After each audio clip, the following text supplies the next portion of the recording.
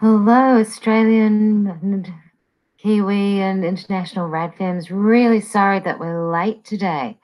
Had technical difficulties with my computer stuck on restart. Even when I turned the computer off, turned it back on, it went straight back to restart. And I'm like, what the? So anyway, I managed to fix it. So while I'm waiting for people to join me, and if anybody does, which, given that I am starting 40 minutes late, it's possible that nobody else will join me today, but that's okay. We've got some stuff to do.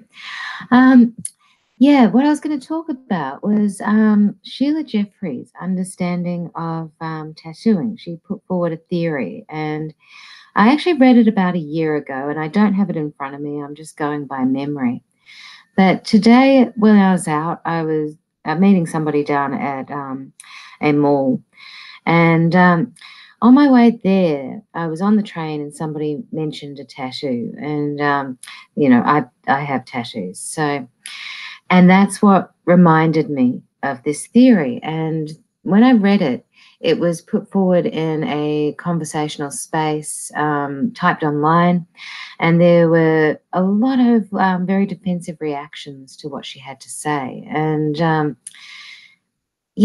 when I looked at her theory, which is basically that it's a form of self-harm and it fits into the umbrella term of male violence against women. That's like it in a nutshell without going into any detail.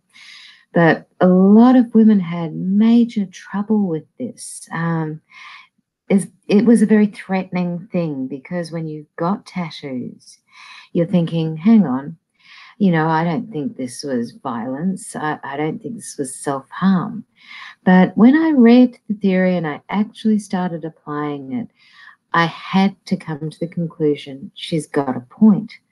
And so I want to talk about the journey from, defensiveness to seeing what she had to say as valid. And I'm also going to say here, I've met Sheila Jeffreys in real life a couple of times, and we've had conversations, and I have a lot of respect for her, and I really like her. So there's things in here where I'm going to talk about what I agree with, and then there's bits where I'm going to talk about things that I disagree with her. But I want you to know that the disagreement isn't anything personal. It's only in the theory, because as I said, I like her as a person. I've met her. We get along really well. So anyway, if there is anybody here, by the way, I'm going to put the link in to the top chat. So if you're trying to find how can you get into the chat, go into where it says top chat or live chat. It depends whether you're on PC or whether you're on your phone or whether you're on Mac as to whether it says top chat or live chat. So that's where the Hangout link is. I can probably actually put it in the description box before I start talking about this tattooing and about self-harm. So I'll just quickly do that to make sure that people can join me if anyone turns up. So just edit the description here, and that's now that done. So it should appear if you restart, restart the page, reload the page, sorry, not restart the page. I think that's done. Yes, it is. Saved changes, fantastic. Okay, so what she looked at was it's a male-dominated industry that has started to capture the attention of women, and it's a painful experience that permanently alters the body. It causes grazing, which is a kind of harm that the body has to heal.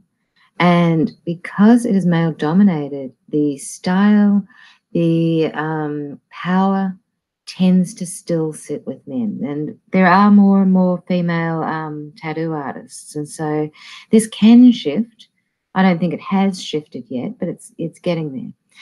And that part of the analysis I really agree with. It's been a male-dominated art, and they do inflict grazing on the body. Now, what she was looking at was why do women decide to do this? Where does the choice to get tattooed come from? And she was saying it's the internalized misogyny of taking the male gaze, looking through that lens and seeing through their worldview rather than our own, and perceiving the body as being to some extent for male use and not as worthy of being nurtured, looked after, and not harmed. So it's part of the disposable female body. Now, when I looked at what was going on when I first went and got a tattoo, what had happened in my life, and it does link to male violence. And this is the thing that I found really interesting, was I had quite a lot of scars on my body from this experience, and I'd gone through 3 years of learning how to. And when I came out of it, I thought, I really want to turn this into something positive. What has been one of the most positive things? And this image had come into my mind a lot of times, and it was a long process to make this decision. But it was of wings in the closed position. So that means they're not in flight. And that closed position was a really important one because it was stopping and not going off on flights of fancy with the idea of everything's going to be okay. It's stop, rest, make a decision, and then take off. And that was the message I wanted to give myself. So I got my whole back done as my first ever tattoo. And a lot of tattoo artists wouldn't do it. It took me a while to find one who would actually do a back piece before ever having a tiny tattoo first. And the bit that I really agree with her about is going through that pain again was in some way a manifestation of reliving the experience of this 3 years of healing.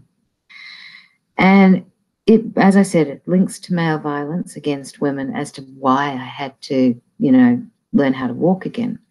And then I chose pain as an aspect of self-harm to some extent. And self-harm had been something I had done prior to that through cutting and a few other things like getting into dangerous situations and to some degree, seeking out the dangerous situations. So what had happened after this painful experience was I didn't want to go down those routes anymore. I didn't feel the need to self-harm like I had. Yet I chose another form, which is in reality, if you're grazing yourself up and permanently changing your body, that's a form of self-harm. So I chose this tattooing. Now, here's the bit that I think she missed. The healing part of the tattoo. First off, you start off with having to clean it very carefully and very gently. You then cover it with an ointment to help the healing process. And you do this 3 times a day, then 2 times a day, then once a day. And then you can move on to moisturizer and sunscreen. And then you don't need to continue with that, but I've found that I always actually do. It can be 3-4 years that I'm still, putting on moisturizer and sunscreen and really protecting that work. And I've turned it into something beautiful. But the healing process signifies something else as well. It's the reason I got that tattoo and the healing that needed to be done mentally, emotionally, and psychologically goes on with that continued self-care. And this is the bit that she missed. And I've discussed this with her, by the way, online. So we were typing. So she knows where I stand with this one. And I did actually say to her, look, you're right. And I'm so glad you brought this to my attention, because knowing that this is what I've been doing actually brings a consciousness to the experience that I didn't have. I was subconsciously doing this before. And now that I've got the consciousness of it, this is actually something that I can use to my advantage. And I do continue to do tattooing. You know, I've actually had one since I had this conversation with her. And I said that at the time too. I told her I'm going to be continuing to do this. And mostly I'm now covering up some of the scars on my body, but I'm doing it very slowly. That first ever tattoo was around, gosh, I think 15 or so years ago. And the problem that caused it, or the reason that I first got that first one, was around 20 years ago. Now, what I noticed in the online convo with the defensiveness that went on was the refusal or the threat to self-critique. Why do I do this? What caused me to do it? And as though if you understand it, your decision's going to somehow change. For me, it actually reinforced the decision. It didn't actually make me go, oh, I can't do this anymore. What it did was it gave me a far deeper understanding that I've got an intuitive way of healing myself. It may not be to everyone's cup of tea, that's fine. But yeah, it actually reinforced for me that I'm doing things the way I need to do them. And so with other women who have tattoos, who come across this theory, if you ever read Sheila Jeffrey's work, I would say really engage with it and don't be afraid of engaging with it, because yes, it's threatening. It's very threatening, because I don't think any of us want to believe that we choose these things out of a self-punishment and self-harm and as a way to castigate ourselves. But yeah, have a look for the positive as well, because there's always a payoff with everything we choose to do, or at least there is in my opinion. I've noticed we've got 2 viewers. You can get into Top Chat or Live Chat and, type in responses, and you can also go to the link where the Hangouts link, and you can get in and chat with me as well.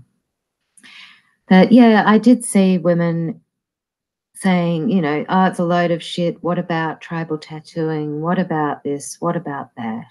It's got this huge, long history. And then I saw the other side of it, where they're talking about the numbers that were tattooed on people in concentration camps in the Holocaust. And now one of my tattoos is of my grandfather, and he was a refugee of the Holocaust, and that's how he arrived in Australia. So he had that number tattooed on him. And so again, it was like, okay, the historical significance for different groups of people is really strong. Like if you look at Maori and the, muko for women, this is a chin tattoo, basically, but it signifies ancestry, lineage, and women's strength. It's specifically something only women do, and it is a connecting point for wahine, which means Maori woman. So I think the significance of tattooing is very much what you give to it and what has been given to you from it. I don't think we can say it only signifies the Holocaust. It only signifies tribalism. It only signifies male power, because we all come from different countries, cultures, backgrounds, and different mindsets. So the tattoo occurred in all these different countries around the world, irrespective of each other's histories and understandings of it. And it's been used to ill effect, and it's been used as a positive. So that's my opinion on it anyway, that it's not at odds to see it as both a reaction, a part of the patriarchy, and part of our own personal healing as well. Oh, hey, Witchy, how's it going? Thanks for letting me know you're there. It's, even just listening, it's great to know somebody's actually there. Yeah, so anyway, that's that. I'll move on to another topic now. Right, we had an incredible 10-year-old girl choose to in her school assembly, she refused to stand up and sing the national anthem. Now, a lot of people criticized this, saying, you know, it's just naughty behavior. She shouldn't be allowed to do it, blah, blah, blah. But she had a political reason, and it's an incredible reason. At 10 years old, I was not aware of any of this stuff. But she said, look, the lines in it, "For we are young and free," are disrespectful to Aboriginal people and the 50,000 years of history prior to white settlement, that our national anthem is actually racist and insulting to the Indigenous peoples of this country. And that's why she refused to stand up and sing it. And good on her. I think, you know, I hope some of her, you know, school friends decide to stand with her on this one. But something really cool happened. One of our footy players, Aussie rules players, refused to stand up and sing the national anthem in solidarity with her, and he is Indigenous as well. And the uproar from Australians, oh my goodness, you'd think that he had, like, you know, given the middle finger to everyone in the middle of a game or something and walked off the field. Actually, what he did was he stood in solidarity with a 10-year-old girl who'd been absolutely slammed by the media and adults who should know better. She had been given detention from school for this. And when he did that, all of Australia's racist bullshit came out. But the other side of it is Australians who had never thought about it before, like myself, said, hang on, they're both right. This is what's going on. So it's caused a bit of an uproar, and people are asking the question, should we be changing our national anthem? And I'm going to say yes, we should, because we have grown and matured since it was written and since it became our national anthem. And if it's got racism in there, which it does, then it's actually an embarrassment to us. And, you know, it's the same as the flag. We need to actually incorporate the Aboriginal flag with the British flag because, you know, we have a very similar arrangement to the British flag. And it's based on the fact that it was colonised by the English. So the flag debate's been going on for about 5 or 6 years, and it looks like we are going to get a new flag at some point, although it's really taken a long time. New Zealand is undergoing the same thing with, you know, the change of flag. They're not having a debate over the national anthem, to the best of my knowledge, though, again, they could, because it's the same situation. Though I don't think there's overt racism in the lyrics, it doesn't reflect who New Zealand is. It's the same thing. It's coming from the colonizer's perspective and not incorporating the colonized. And we can't actually call ourselves a bicultural, multicultural country if we're not willing to actually shift and learn the Indigenous people's way of being and saying, actually, it's up to us to adapt to you, not the other way around. You know, we've got 150 to 200 years of you must adapt to us, you must adapt to us. I think we're at the point of maturity where we can actually start adapting ourselves and saying, right, that's the way forward from here. Or at least that's my opinion on this one anyway. And I think most, you know, radical feminists are anti-racist. So while there may be other opinions, I don't think there would be any white supremacist opinions coming out of radical feminism on that one. So that was some really good news because it got a conversation started, and all because a 10-year-old girl was interested in learning about the history of the country she is being brought up in. Just lighting smoke there. I smoke cigarettes, terrible habit. Yeah, we also had another horrible, horrible thing happen. Now, a 6-year-old girl was raped at school. This is in the schoolyard. There were teachers in the schoolyard at the time, and it was by some boys under the age of 10. They didn't say how old the boys were, just that both of them were under the age of 10. Now, this actually happened over in the UK, so I should say we, as in the radical feminist community, got hit by this one. Now, what happened was when the teacher saw what was going on, they saw a girl with her pants down around her ankles and a boy standing behind her, and another boy there, standing near to them. And they told the girl off and told her that she should have her pants on, told the boys to run off and go play, and they disciplined the girl. And on the second occasion, there was a boy lying on top of her, and she got told off again, you shouldn't let boys do that to you.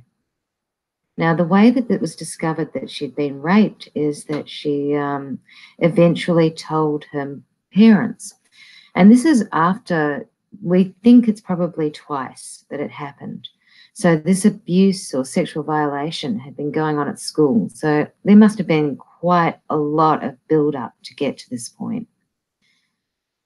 And the teachers involved didn't identify that this was sexual abuse from two boys onto one girl. And I think she shouldn't let boys do that to her. What the fuck? Yeah, exactly. I think part of the problem is that, when, teachers from Gen Y, Gen X, Boomer generation, so all three of our generations, we probably weren't at risk of being raped at 6 years old by a 6, 7, 8, or 9-year-old boy. I'm sure those things happen, but not to the same extent as they are now with porn on phones that children are accessing. So I feel like, teachers need re-education, actually educating them as to what it is that 6, 7, 8-year-olds are being exposed to now that we weren't exposed to 5 years ago, 10 years ago, 20 years ago. Now, one of the boys was kicked out, and one of the boys was in the class with the girl, but he had to be supervised by a teacher. And apparently this girl is going through post-traumatic stress disorder. She's been diagnosed with it now. So the parents fought this one, and finally the boy got kicked out. But they had to fight it to get to that point. I mean, this is horrible. I mean, when you think of an adult getting raped, now this is any adult, whether, of any age, you've got this context to understand what's happened to you, even if you can't quite get, you're like, how can somebody do that? There's a lot of questions there, but you at least have a context of how society operates, the fact that this shit does go down, that it most likely that it's about power and control and power over, that to some extent it's about sex as well, but it's not about sexual gratification for the sake of physical pleasure. It's about sexual gratification from abusing power over somebody else and feeling stronger than them. Now, adults can go through trauma because of this and have to see counselors and be in safe spaces and not be exposed to their rapists.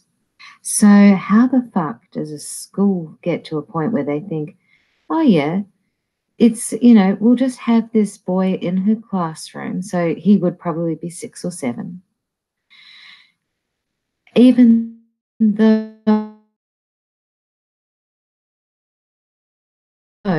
understand, sure, a boy's mind isn't completely comprehend any of this stuff. So yeah, you can have compassion for the fact that this boy is likely quite screwed up from the shit that he's been watching, and it's caused this violent behavior that he can't contextualize. I understand having compassion for that, and somebody's got to, because otherwise, how are we going to stop him from ever doing it again? But I have a much greater compassion for the 6-year-old girl who got abused, who's suffering post-traumatic stress disorder, and has her education being, delayed. Oh, What's going on? Sorry, my screen just went dead. It's come back up though. Yeah, had her education being delayed or disrupted because of this assault, it's going to be, that effect is going to affect her ability to learn for quite some time while she gets help. And she's at a maturity level where she's not going to understand it all, no matter how much therapy and how many adults care and how much support she has. She's not at a developmental level to understand power and control in society at that level and why this happened to her. That's probably going to take years for her to get to the point where she can contextualize all of that. So, yeah, we need some major re-education in schools, and UK law starts for over 10-year-olds when they look at this kind of abuse of children.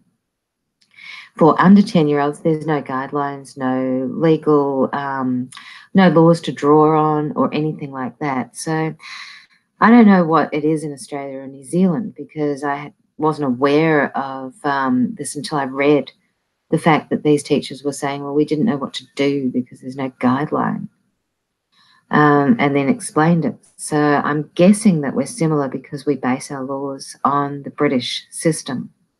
You know, both Australia and New Zealand are still under the Crown, so a lot of our stuff is quite similar to what's happening in the UK.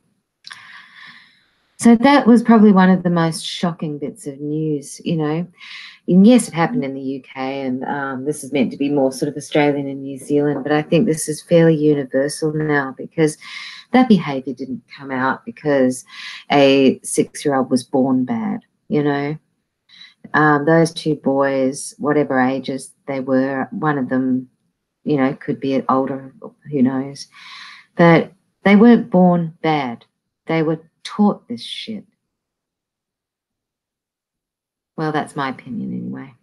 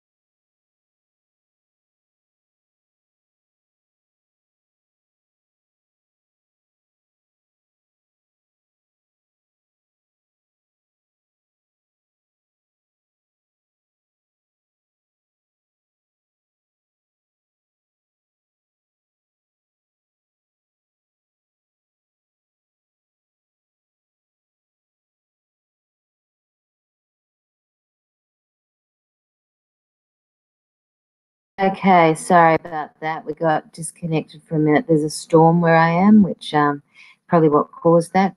So anyway, what I was saying was, if anybody wants to join in, you can go into the description. There's a link to the Hangout, and that will take you in where you can talk as well. Or you can go into Top Chat or Live Chat, and there is a link in there, which I'll throw in again. And in Top Chat and Live Chat, I can see what you're saying if you type stuff in, so you can still even just chat to me there.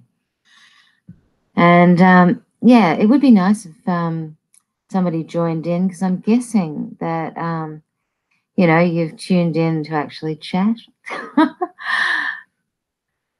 So for the viewer that missed it, that because there was only 2 of you before, there's now a 3rd person in. We talked about Sheila Jeffrey's tattooing work, and well, her work on what tattooing for women means, and then moved on to that horrible case in the UK of a 6-year-old. So that's what we've discussed so far.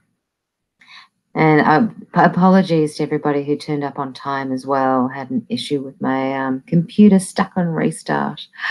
Yeah, fun times. Yeah. Now I watched video just put out by the channel Men Are the Problem, who's better known as Man Cheese. Oh, hey, Witchy, you've joined me. Great. Yeah, I can't stay for long. And I really do just like listening to your voice. It's very soothing to me, even when you're saying horrible news stories. Oh, wow. You just have Yeah. such a lovely voice. I just like it so much. So, Oh, thanks. yeah. But I can't stay. I'm just because you seemed a little lonely, so I'm here to keep you company. But what were you Oh, about thank to you. say?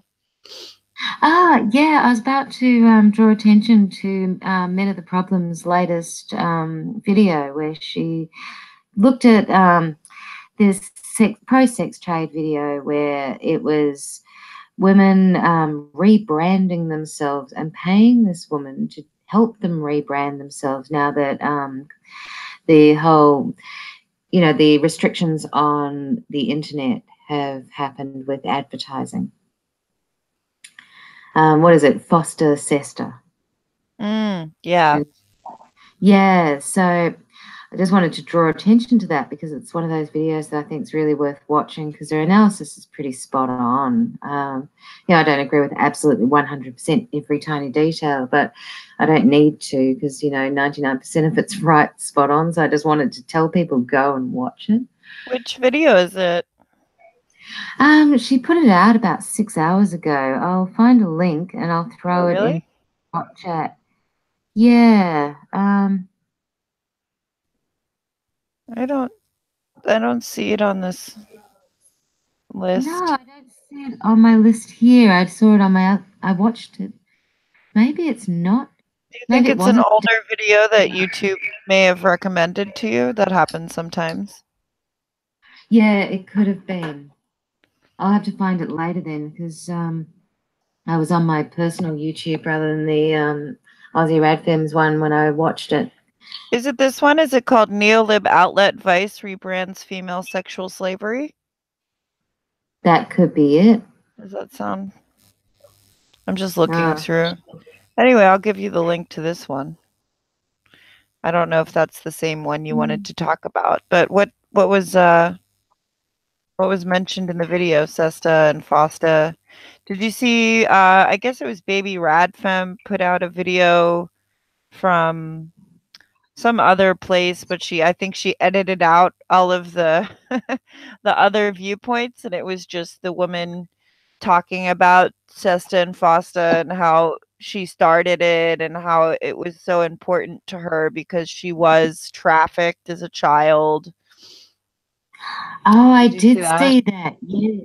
Yeah, I'll try to also send you the link to that really quickly too, because that was just so powerful to watch. If anyone hasn't seen it, they should definitely take a look at that. Yeah. Yeah, the description in the box was, it takes no skills to do it. And when I read that, I thought, well, it takes no skills to enter it, but it takes a hell of a lot of skill to survive it. Yeah.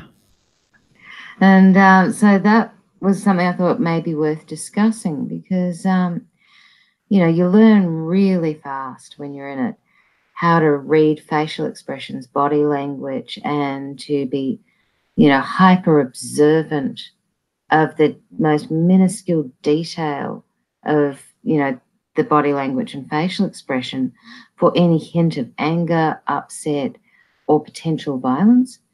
And this, it's hypervigilance, but that hypervigilance becomes a skill set in that so-called work. And I can't think of any other job where hypervigilance, in case somebody's going to violently attack you, is part of the job description. Maybe just being a prison guard would be the only other one, possibly. But yeah, or in the military. yeah, something like that. But definitely not a normal job situation. Not a skill set that most people would think about even developing. No. I mean, even when you think of occasionally people get assaulted at work in retail, it's not exactly the kind of thing where you go, oh, yeah, I better learn some martial arts and self-defense. You know? Yeah. Yeah. Like we did self-defense for when you're in a car. This was actually held in Christchurch, New Zealand, um, particularly for women in prostitution. It was a specific to the trade workshop where we learned how to get away if violence went down in a car. You know, can you think of any other job that doesn't actually require, the military, like being shot at on purpose or getting into violence on purpose, where they go, oh, yeah, you better get self-defense. Yeah, you Unless, better get self-defense and specifically self-defense on how to get out of a car. Yeah. No, it's not. I yeah, hate that argument when people say this is just like any other kind of dangerous job. It's just the most ridiculous false conflation, I've ever heard when people say yeah, things like because it's not just the yeah. danger part, it's also like what other job other than I guess maybe a doctor or something is dealing with bodily fluids, you know, and Yeah, insertion of sexual organs. Like, no, this isn't like a different, or it's not like the classic one is like, oh, it's just like someone at a Starbucks or a McDonald's. It's oh, like, I no, hate that one. no, no, it's not. No, it's not. No, not It's even close. I really don't see how a dick in an orifice is the same as making a cup of coffee. no. Yeah, and that's the one that I've heard over and over. It's not that they say making a cup of coffee, they say getting scolds from the coffee machine, burns from it. It's like, Or burns from the fryer, like if you're at a McDonald's or oh, something. Yeah. yeah, yeah. It's like, No. no, that's even closely similar to fearing for your life. It really isn't. It hurts. I'll give you that much. Oh.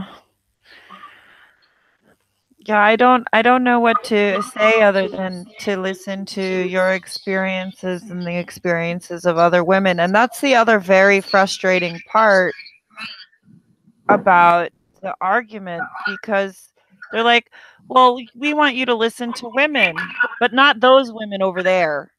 You know, Oh, only yeah. the certain select few women that say that this is a choice and say that this is, perfectly normal kind of job.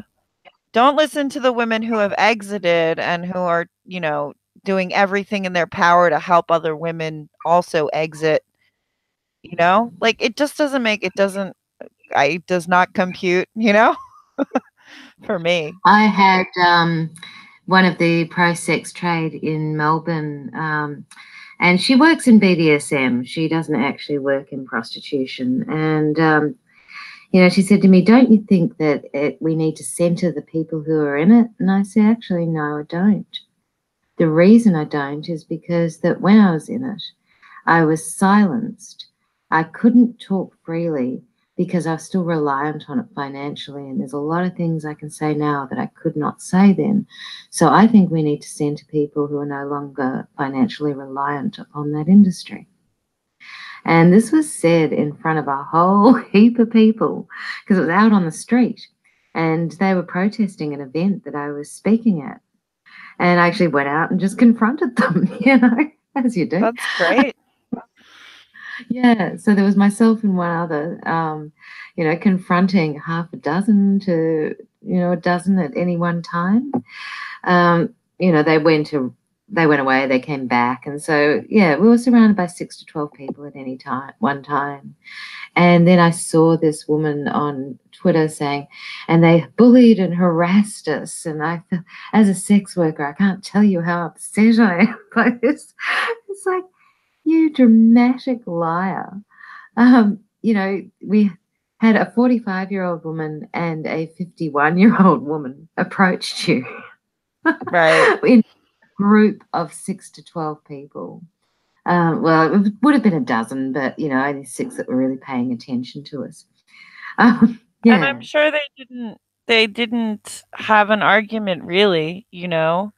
And when people are confronted face to face, you know, with other people's humanity, it's a lot different than being on the internet and then It making up a lie about it later, you know? I'm sure they didn't have any kind of way to argue what you were saying. I mean, I can't imagine that they No. would, or that What they I would did, even try, you know? But yeah, what I did was I actually let them just ask questions and I answered the questions. And it was the sort of more the person who runs the pro-sex trade lobby over here who was actually getting very upset and a bit kind of, well, what would you call it, in your face about the whole thing. And, I just let her do a bit of yelling and a bit of screaming and then went back to answering questions and kind of ignored her to some extent. yeah. Because the other people around, they didn't know. They'd been lied to by her Yes. Yes. about what our position was. And the other person I was with had been in prostitution as well. And so she's been exited for quite a while now. But, there they were confronted with two women who had worked in the sex trade. They'd been told that it was people who hadn't. They said, oh, it's conservative right wing Christians. She's an atheist. I'm agnostic. We're both left wing and we've both worked in the industry. Uh, just. Wow. See, so this woman is such a coward that she just lies to people.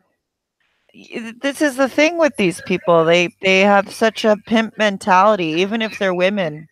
You know, Yeah. they get sucked into this sort of pimp mentality of just lying and lying and manipulating everybody around them. Oh, it makes me so Yeah. angry. Anyway, I gotta run.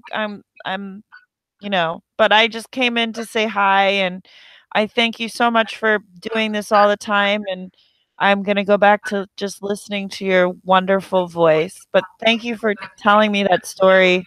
Oh, that's It's all right. Thanks for so coming powerful. in. Yeah. So hopefully you get some more people trickling in, and I'll be here listening. So thank you again. Okay. Thanks. Sorry, I got stuff to do. All right. Yeah. Bye. See ya. Okay, so I'll put that Hangout link in again for anybody who decides to get the courage to come in and say hi and have a chat with me. Yeah, going back to, talking about the way in which these lies go on. This woman, as I said, she works in BDSM, which is in the sex trade, but it's not being penetrated, it's not being physically touched. It is in a false power. And I'll explain what I mean by that. She was the dom, they're the payer is the sub, but it's a false power because the person who pays decides what's going to happen. So she's going to have some things going on in this that are traumatic. And at one point, she did actually disclose certain violations that she has experienced, which I'm not going to repeat because it was in a moment of frustration from her. And I don't think it's, right to disclose somebody else's pain. But, the fact that it happens. So I know that it's not smooth sailing in the BDSM, sex trade. But at the same time, full decriminalisation benefits her because she's, setting up appointments for other people as well as herself. So she's making money off other people as well as herself. And under the Nordic model, that would be illegal. Under full decriminalisation, that would be decriminalised or even legalised, more to the point. If you have a registered business and are paying tax, that's legal. So for her, pushing full decriminalisation benefits her personally. So it makes sense that she needs people to believe that people like me are, conservative Christians who they can then be against. They can say, oh, it's all religious viewpoint rather than experiential viewpoints. And so when you know, the other exited survivor of prostitution and I were talking, we broke down that belief straight away just by introducing ourselves and being honest about who we were. And, you know, there were right-wing conservatives there, and there were Christians and religious people there. I don't agree with, you know, any other person on the face of the planet on every single issue. So when we went to this event, the speakers came from the left, from the right, from religious, from non-religious. It was pretty much just a single issue topic where people who work in frontline or on the political level talk about what's going on in the sex trade in legal terms, in helping terms for people who have been trafficked or people who have been harmed in any way, shape, or form, even people who have entered by choice, who have then, you know, said, look, I don't feel good about it. Nothing's actually stands out. No incident stands out, but I don't feel good about it and I need to get out now. You know, so all of that gets discussed. And it was actually sexual exploitation, which is a lot wider than just the sex trade. When you're looking at exploitation, you're also looking at things like stripping and webcamming. You're looking at child rape, child pornography, child abuse on all different types of levels there as well. So it had a very wide topic range. Now, for me, I'm okay with getting together with people I don't agree with on other issues if we decide between each other we're not going to go into other issues, we're just going to stay on topic. So I find a lot of the people who are right-wing, I can get along with them quite easily so long as we don't talk politics about something else, you know? And that's the same with people who are a lot further into the neoliberal left, whereas I'm centre-left. I can get along with them so long as we stick to the issue. So these people wanted to know, well, why would you be in the same room as those people? You know, isn't that aligning with them? Isn't that backing their views? I'm just going to read a comment from Witchy. I think I'm going to make a video of this because other people need to hear this story. I hope you don't mind. I don't mind at all. Go for it. And I said, well, I'm prepared to talk to anybody who will listen about this because my echo chamber already agrees with me. You know, when I'm talking to my echo chamber, I'm not changing anything. I'm not changing people's minds. I'm not changing the policies at a legal level. All I'm doing is getting confirmation that people agree with me. And that's got value. Don't get me wrong, there's great value in that. But what I'm not doing is activism if I stay in the echo chamber. I've got to go and talk to the people I disagree with, people who are going to challenge my views, who are going to be challenged by my views if I want to see change. So that's why I will go to, you know, speak with people who are of a religion that I'm not, you know, aligned with, which is all of them. Or I'll go and talk to a group that has a politic that I disagree with.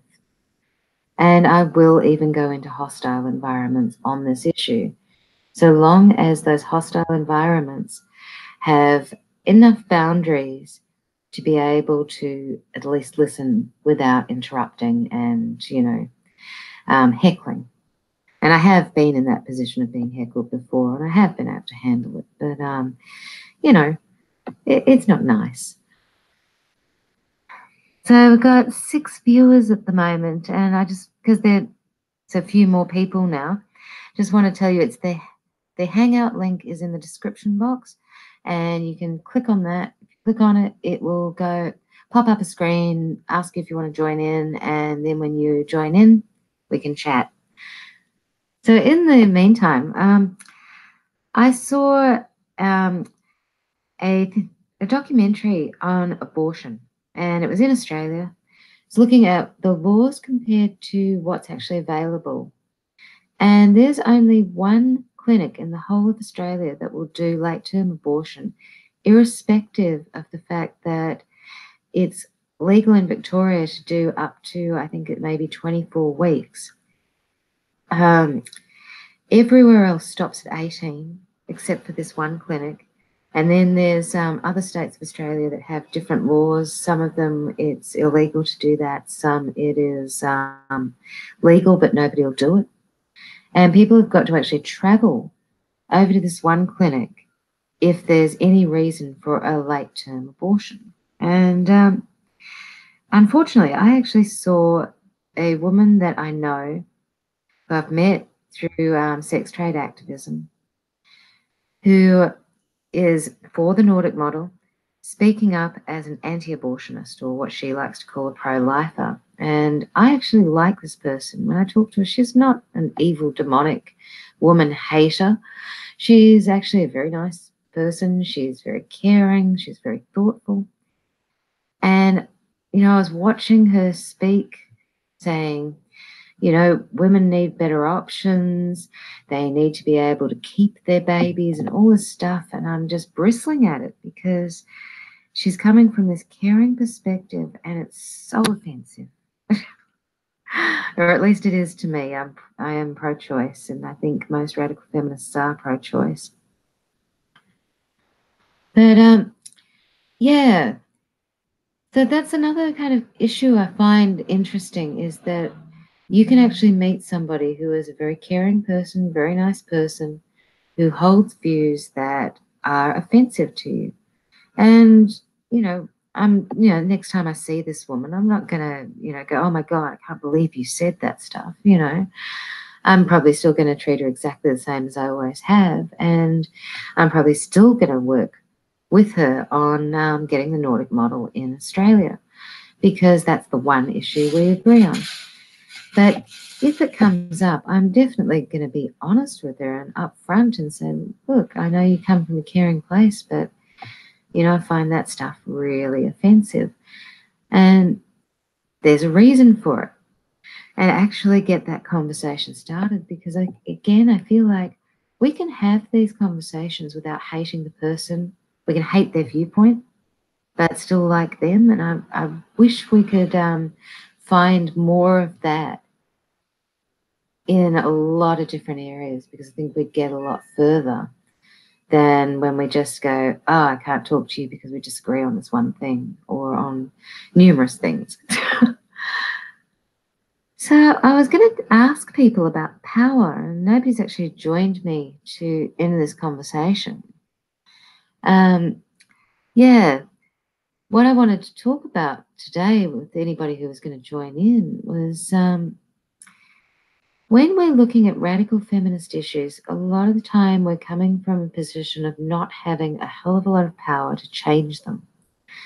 And so who has the power, where they have it, why they have it, and who benefits from this group actually having that power? Because, you think about it, there's a lot of people who vote to ensure that the same people hold that power.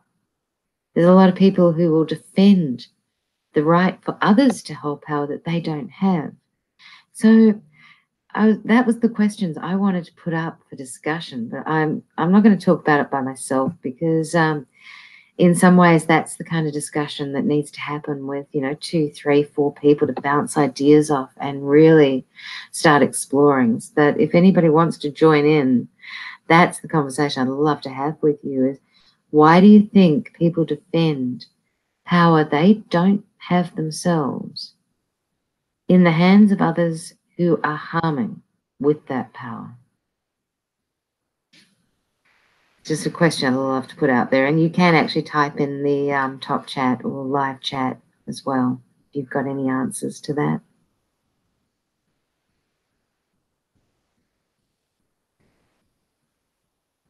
Nobody coming in? And which he said, interesting. Yeah, it popped up in a conversation I had at it was sort of like a consciousness raising group at a restaurant cafe in Melbourne, and it was all women, and the topic was rejecting motherhood, and we had this on last night. And I was one of the facilitators for the conversation, because you sort of need people to get up and have a bit of a presentation to spark the conversation. So you've got people, chatting. And who has power and how they use it came up in that conversation. Because clearly, women don't have power. We don't have the power to decide whether abortion is legal or illegal. We've got to fight for it. We don't have the power in medical misogyny. We have to fight for our healthcare needs. These stories that came out that night, and they're from so many different perspectives. And every single time when we traced where power came from, it came from policymakers who have traditionally and historically been men. We have a few women in there now, but to some extent they're token women. They're not equal representation.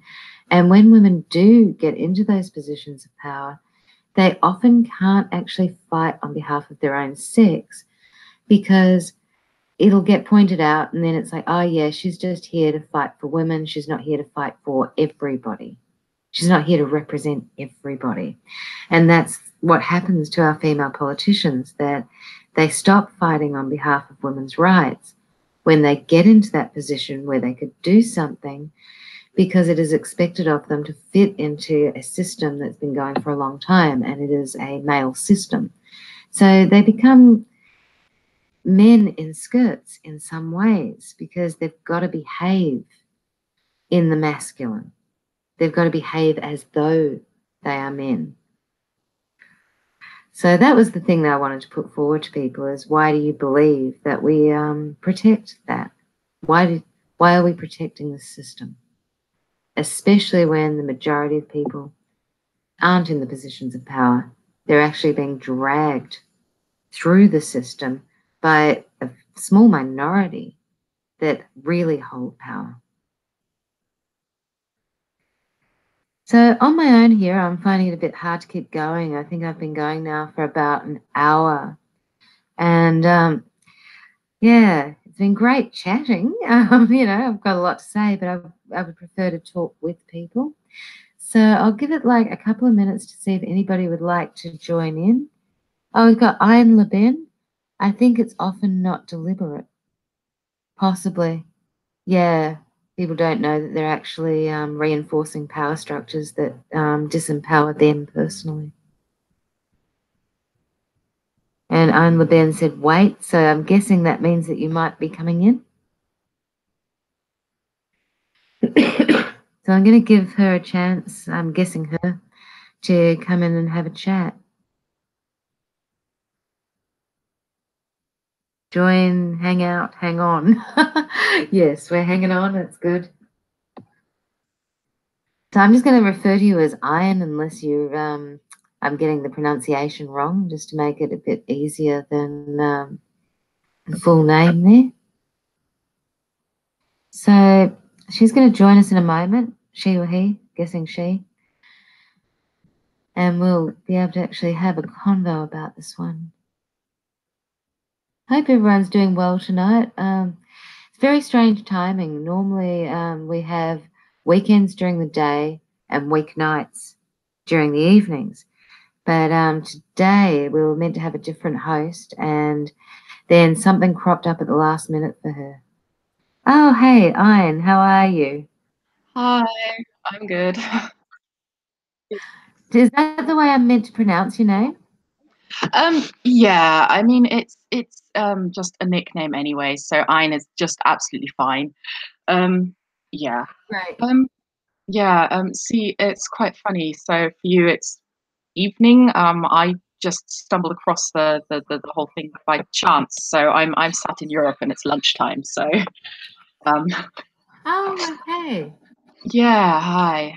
So I found your channel, around corners the way it so often goes. Yeah. I didn't catch all of what you were saying, but the protecting structures that are already in place, yeah, I'm not sure it's always deliberate. I think that it's often I think that it's often this very human urge to protect what is and the things that are familiar. And I think in particular, when women manage to find a place within those structures, so say in politics, I think it's more about maintaining their own position. I'm instantly thinking of our chancellor here in Germany. I'm actually quite a fan of hers as just a human being. I don't like her politics. Let's just clarify that.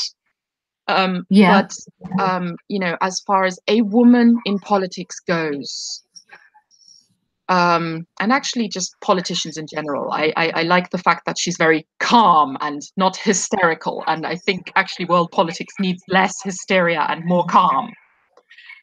Yeah. Sorry. But I think, when I look at the way that people reported about her, especially in her first term as chancellor, to the way it's changed now. In the first term, it was all the typical things. It was about her clothes, it was about her hair, it was about her makeup. It was everybody talking about how Whether or not she had children. she is. Yeah, and everybody talking about how unwomanly she is, all of these things that they always do with women politicians. Oh yeah. So even in interviews, people did the usual things wherein rather than talking about her politics to her, I mean, this woman is she has a doctorate in physics. I mean, Right. the German Chancellor Angela Merkel, she has a doctorate in physics. And she was working as a physicist for many years before she went into politics. So this woman has serious brains. Yeah. And, the sort of things that, were she a man, people would have been all over it. And so Yeah. when you look at the way things have developed since she became a prominent figure in politics, you see a lot of her adapting to and blending in with the status quo. So, like you said earlier on, the women basically become like the men. So it's assimilation. Yeah. And They have I to think, for survival. yes, exactly. And this is why I mean that the protection of the current structures isn't necessarily deliberate, because in my eyes, that would make it something that they are very consciously doing in order to. I don't think that they necessarily want to keep structures like that alive. It's just that they end up having to do it in order to function. And then because they've been doing it for so long, it's so hard to break out of structures that you're already so established in. And many of them do fear that it would be the end of their career. And actually, for many women who have then decided to focus on, say, well, basically, you won't get into power with focusing on women. And that's something that sadly many women have had to find out. And so, in order to get into a position of power where they can change things, they have to change their politics, or at least seem to be changing their politics. And then, of course, once you're in a position to have influence, it's not you on your own. And you still have to fight against all of these structures. And so I think that I think it's nigh on impossible to change a system from within if you also want to function in it and profit from it. And yeah, this is what the boomers all wanted to do. You know, they said, we'll go in and we'll change it from within. But what happened was it changed them. exactly. And I don't think that's something that can be prevented, actually. You know, if you have to, in order, well, it's like with poison, right? If you want to be able to survive a poison, what you have to do, you have to get used to the poison, and you have to take a bit of it and take more of it and take more of it and take more of it until at some point the poison can't harm you. But that means And that you've poison adapted. is now a part of you. Yeah. Yes. Yeah, it's So, changed your immune system. exactly. Yeah. So it's changed you. So even though you still know the poison is poison, because you've had to change, and once that change happens, I think it's nigh on impossible to go back to the way it was before. Yeah. So I think, Yeah. I mean, if you look at successful woman-centered projects and structures that are still in place now, they're the things that were established separately from what was happening. They're the things where women said, okay, we're not getting what we need.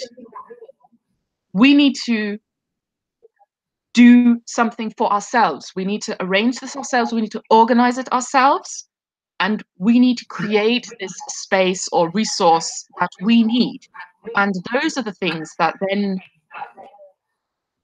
are the things that successfully improved things for women. So, Yeah. I mean, obviously in our societies, we need to make the best of the situation that we have. So, you know, things like working for laws that protect women and you know, trying to put as much structure in place that protects women and girls. But I think that ultimately the real change, the real liberation of women cannot happen within those structures, because all of these structures are so man-centric. Yeah. And at the moment, you know, we don't have the same unity that they had in the 70s and early 80s. You know, women are Yes. unified for the fight then. Now we're fighting each other. We've got all of these different perspectives, different types of feminism. You've got socialist feminism, Marxist feminism, anarchist feminism, liberal feminism, radical feminism, all coming at this from different angles and spending more time discussing on what the problems are and how to attack the problems that you actually even agree on than we're actually attacking the patriarchy. So we've lost Divide and conquer. Oh yeah, it's worked, hasn't it? Mm-hmm. And so I sort of look at it like, you know, I've got to go with the situation on this side of the world to be able to make the point. Like New Zealand, it's somewhere around 75% of people are pro-choice whenever they've done, you know, random samplings of the population to find out what people believe. Yet Yes. abortion is still legal. It's never been decriminalized or legalized. Really? Yep. This so-called progressive country has not done that yet. It's 2018. It's only available for women who are a danger to themselves, or they say the baby in the actual legal language, you know, the fetus or embryo, because it's only legal up to 12 weeks in that situation. Or if, you know, she's going to die, or if she's been raped, or if she's a child. So outside of that, abortion by choice is illegal. Wow. And the party put forward, this was the Greens party over there, put forward, you know, abortion on the table as one. in an election. It's not the most recent election. It was the election before that. Yes. And they got the lowest amount of votes they have ever had, you know, in the last, like, I think it's maybe the seven or eight elections.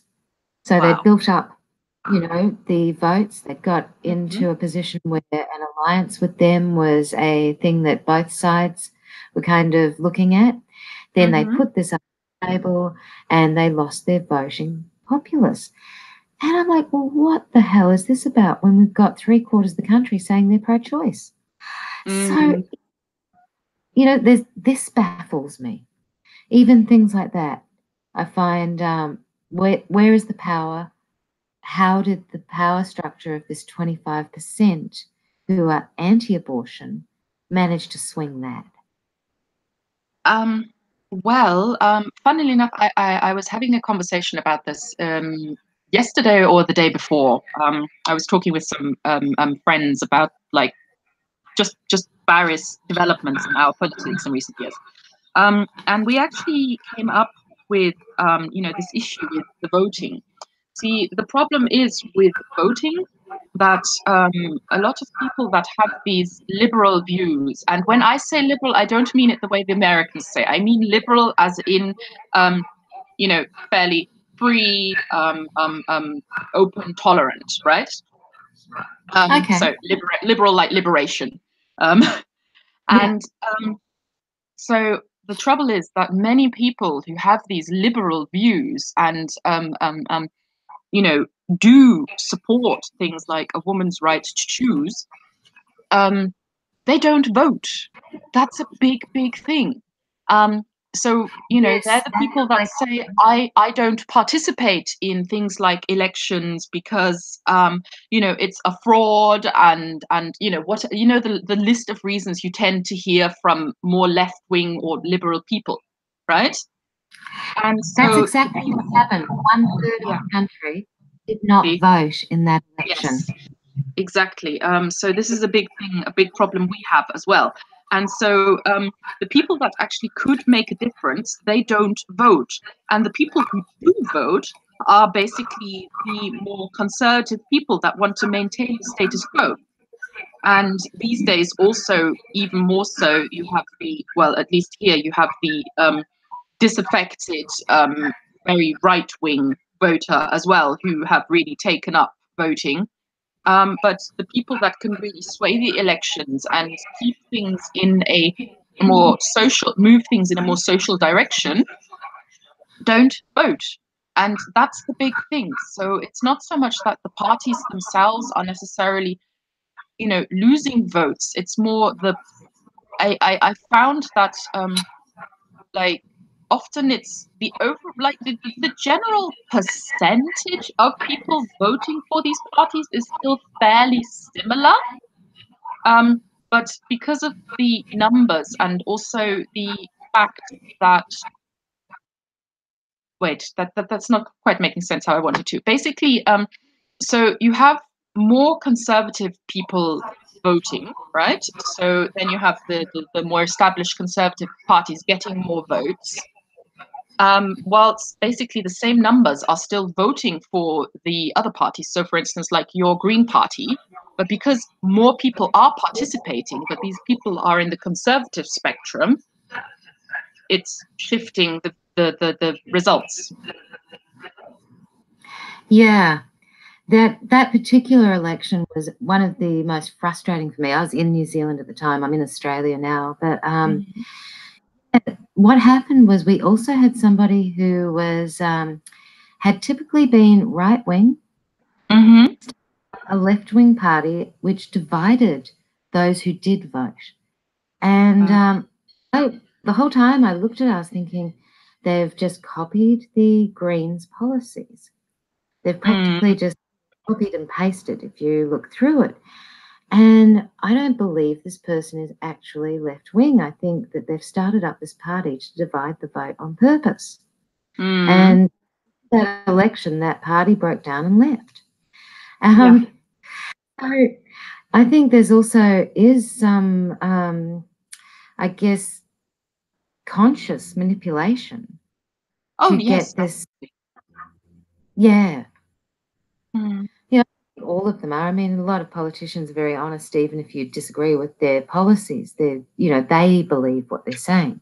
But then Mm-hmm. you've got people who do just manipulate the public. Yes, yes. I mean, this is something people, I think, underestimate. It's because the way we communicate has changed, the way we influence each other has changed. And so, obviously, with the rise of social media, I mean, it does have its uses. This isn't going to be an anti-technology thing. I'm anti-technology. It's well, we're using it right now, aren't we? exactly. But it's made it so much easier to spread misinformation and to take influence on opinions. And I think that like it's a combination of this being able to very easily and anonymously, without accountability, spreading information, right? So you have that that's so easy these days, and you have that combined with the it's almost a culture of instant gratification. So in effect, as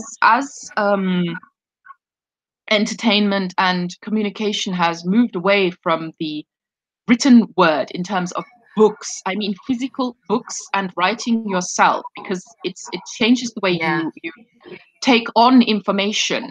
And because you can now just Google everything basically, or you sit on Facebook and I don't know, you get some article or bit of information, so you click on it, and a lot of the times people don't read it thoroughly, too long didn't read, and so they scan through it. And where in the past you would have quite frequently then I don't know, opened a dictionary to check something, or just interacted with the information very differently.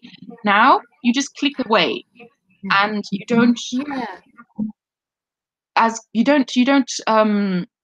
interact with the information as consciously, and so there's less of the critical interaction with information.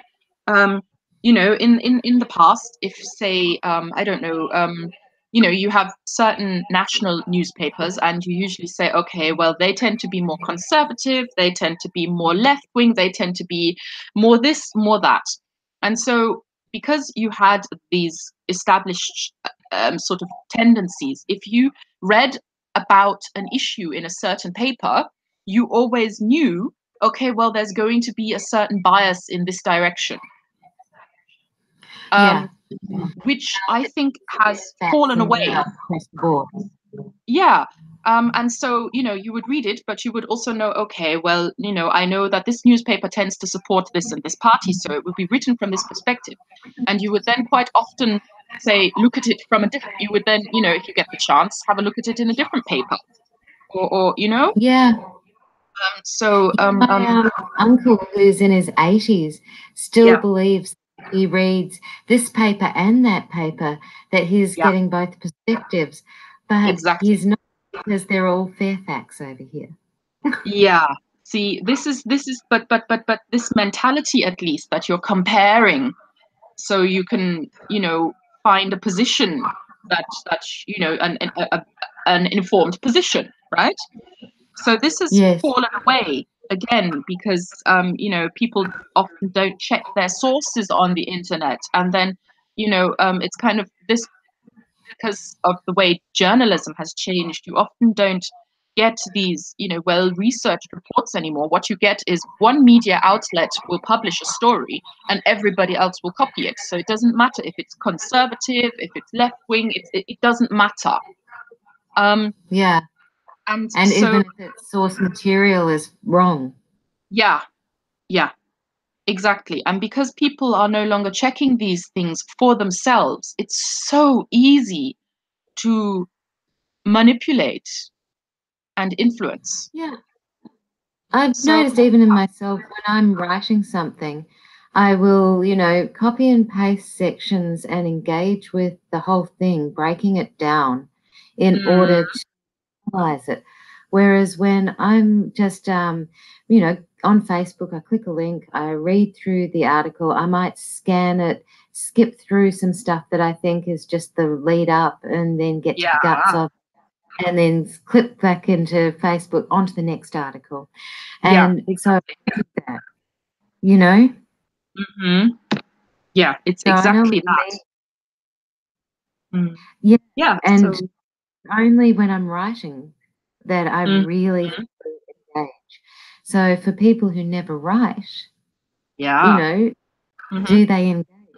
I mean, some probably do, but I'd say the majority probably don't, because it's that instant culture that you're talking about, and alternative facts and fake media and bad journalism as well. Yeah, I mean, obviously, I mean, you can't put it all down to bad journalism. I mean, obviously, again, because of the way that we consume media has changed. You know, on the one hand, people want to have access to quality journalism, but they're not willing to pay for it.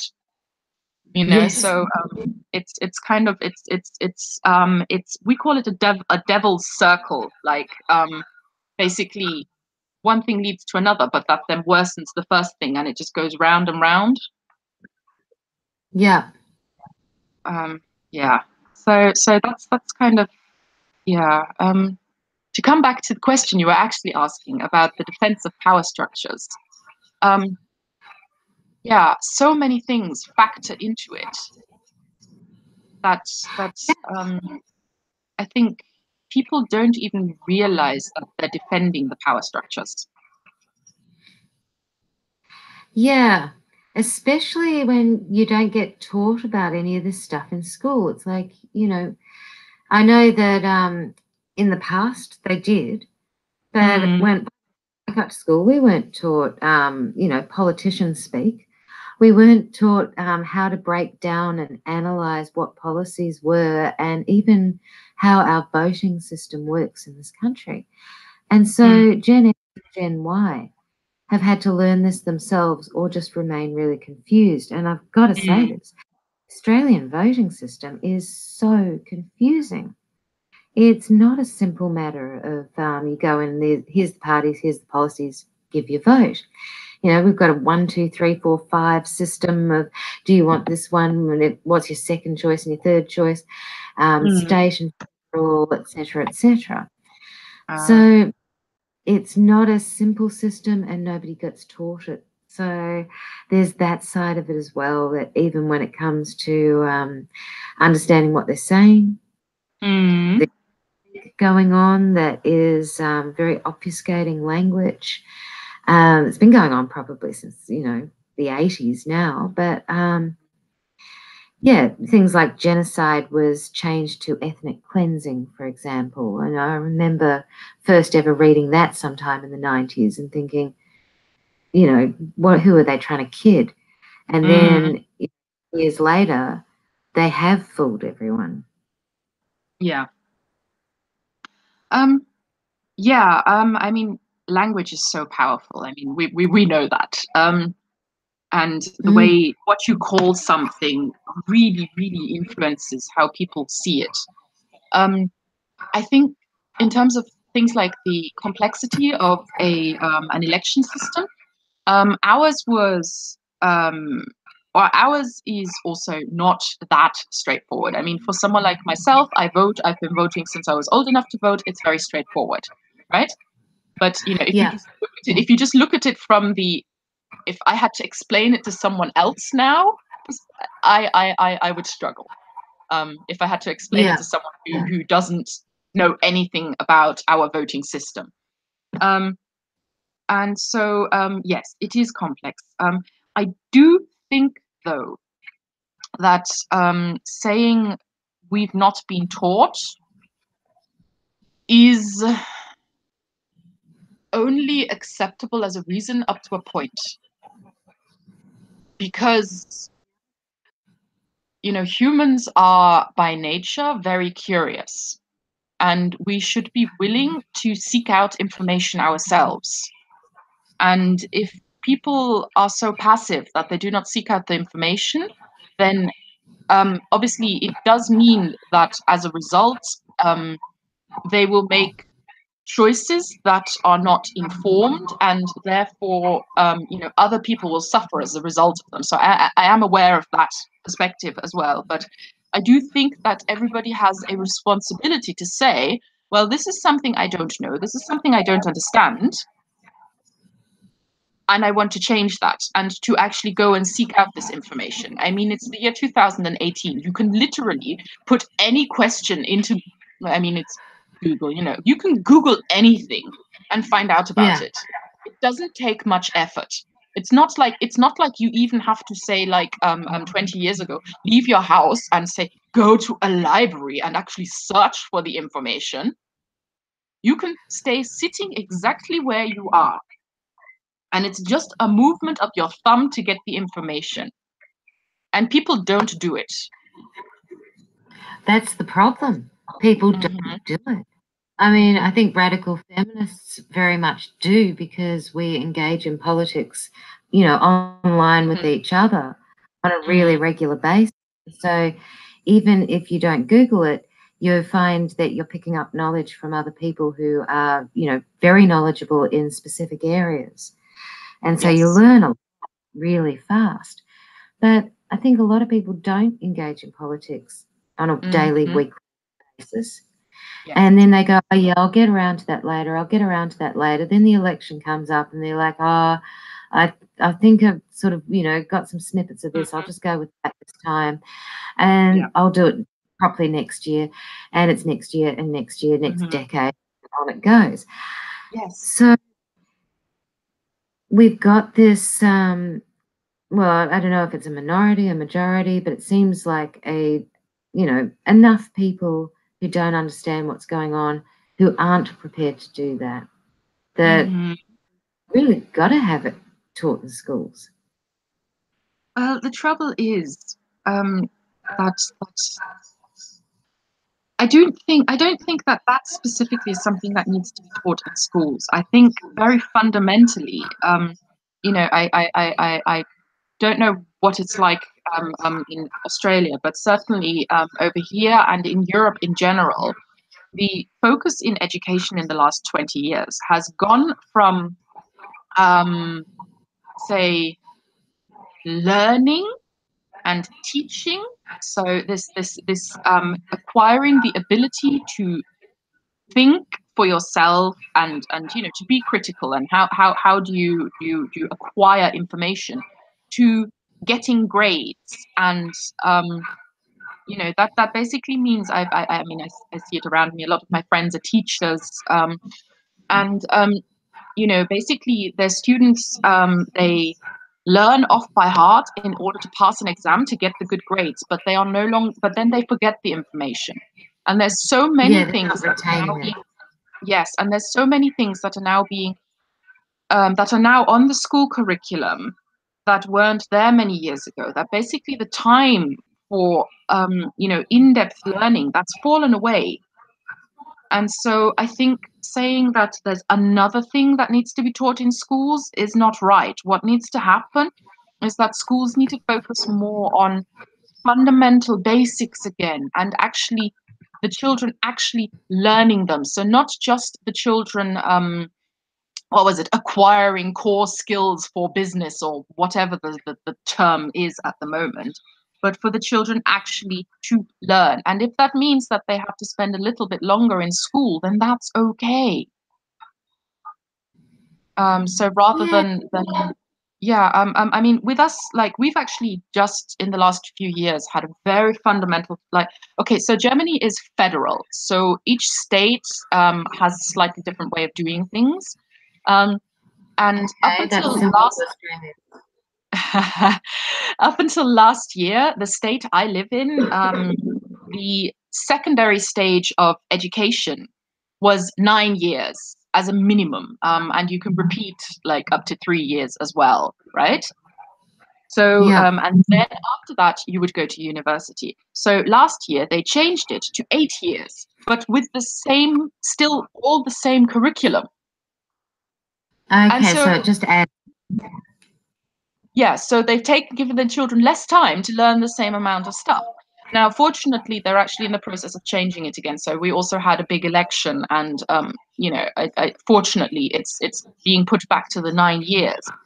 But the same thing happened with our higher education system.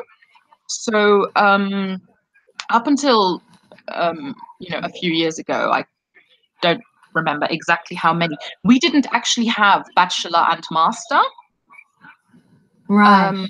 So we had a different system, and obviously German engineers and scientists were renowned in the world. And one of the big things is that, like, you would normally to just your regular graduate would easily be at university for 6-7 years. And actually, as an engineer, usually you would maybe be finished with university when you're about 30. Oh Like, my goodness. yeah, That's so very a long time. But it also means that obviously the learning was much, much more in depth, and there was less pressure because you actually have time to fully understand. And this was the normal standard. So here, often, like with university, you weren't really expected to be starting your career until your early 30s. That was years ago our norm. And actually, it's not that long ago. In fact, I mean, I'm in my 30s, and I have friends that still graduated under the old system, but we're like the last generation. right. And now we have bachelor and master. So, where before you were a fully qualified engineer with, say, 30, you are now one with 21, 22. But Okay. So after that's that, changed a lot. yes, and so it's compressed all the knowledge. Like, there is no more time to properly learn and understand because you only have a small amount of time, rather than being able Yeah. to go in depth and Do it be over so here. highly qualified. So again, and actually many people, in particular businesses, and medical schools and the like, they're seriously criticizing the bachelor master system because they're saying, well, the graduates at the end, they're not yet qualified, and we have to still spend years teaching them the things they should be learning at university. So Yeah. this is this is what I mean about how we don't need to add more things to the school curriculums, or to education. What we need to do is give children more time again and actually teach. Because if you have, say, a subject like literature, right? It doesn't matter if it's in German, in English, in French, it doesn't matter, right? One of the big Yeah. things you learn is to analyze things and to look at the deeper meaning. I mean, think about the time you spent in school in front of poems, and or a short story or something, and then you have to work out the meaning and what is the writer trying to tell us, right? So text analysis. So what's that teaching you? Obviously, no, very few people grow up and spend their time analyzing poems and such. But what it does do is it teaches you to analyze that article in the newspaper, to analyze what that politician said, and to understand that words can be used to give a completely different picture. So, Yeah. and now there's my best friend she teaches literature, and there's very little time spent on things like text analysis now. So basically the children aren't learning it. And what she's seeing, and what many people are seeing, is that they reach a certain age where they should be able to, well, critically think, and they are not able to. So That's the problem we don't I need a have over separate here subject. is critical thinking isn't really valued anymore.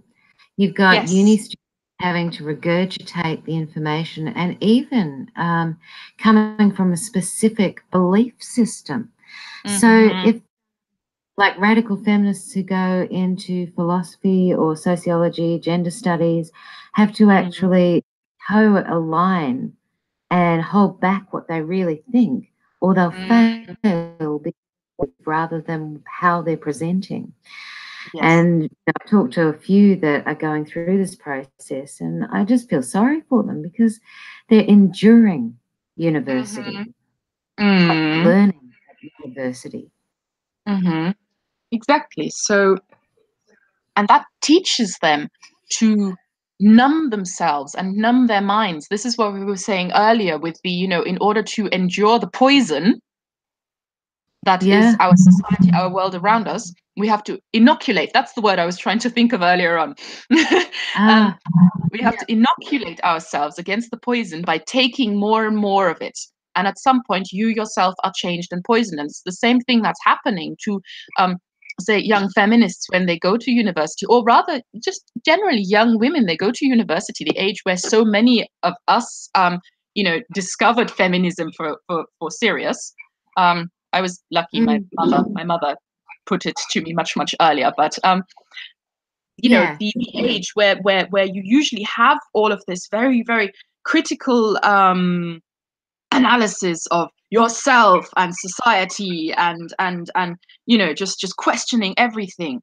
And instead you're in an environment where you absolutely must not do that, because you will just not pass, you will fail. And so it teaches young people to no longer question, and to basically that if you don't want to fail, you have to assimilate and just and so we are back with that problem. And again, if you do something long enough, though, is it? It's colonization. It's not even assimilation, it's colonization. I don't know. Well, I'm thinking you've got this patriarchal worldview that you've got to take mind to, and so it's colonizing the mind. There's nothing assimilating about that, because assimilation would incorporate all views together as a society of difference, of different perspectives. See, to me, that's integration. See, to me, what you just described is integration, whilst to me, assimilation is coming into a certain situation or structure, culture, whatever it is, and completely melting into it. So you cast off what you bring to it, and you just become a clone of that which is there. Okay. That's how I understand it. That's how I understand assimilation versus integration. So integration is where you have, you are participating and you take on parts of what's there, but you also keep what, you kind of find the best of both worlds, I suppose. Yeah, okay, I'm going to have to look that up. I'm going to too, right? That's, on the subject of just being able to Google. Yes.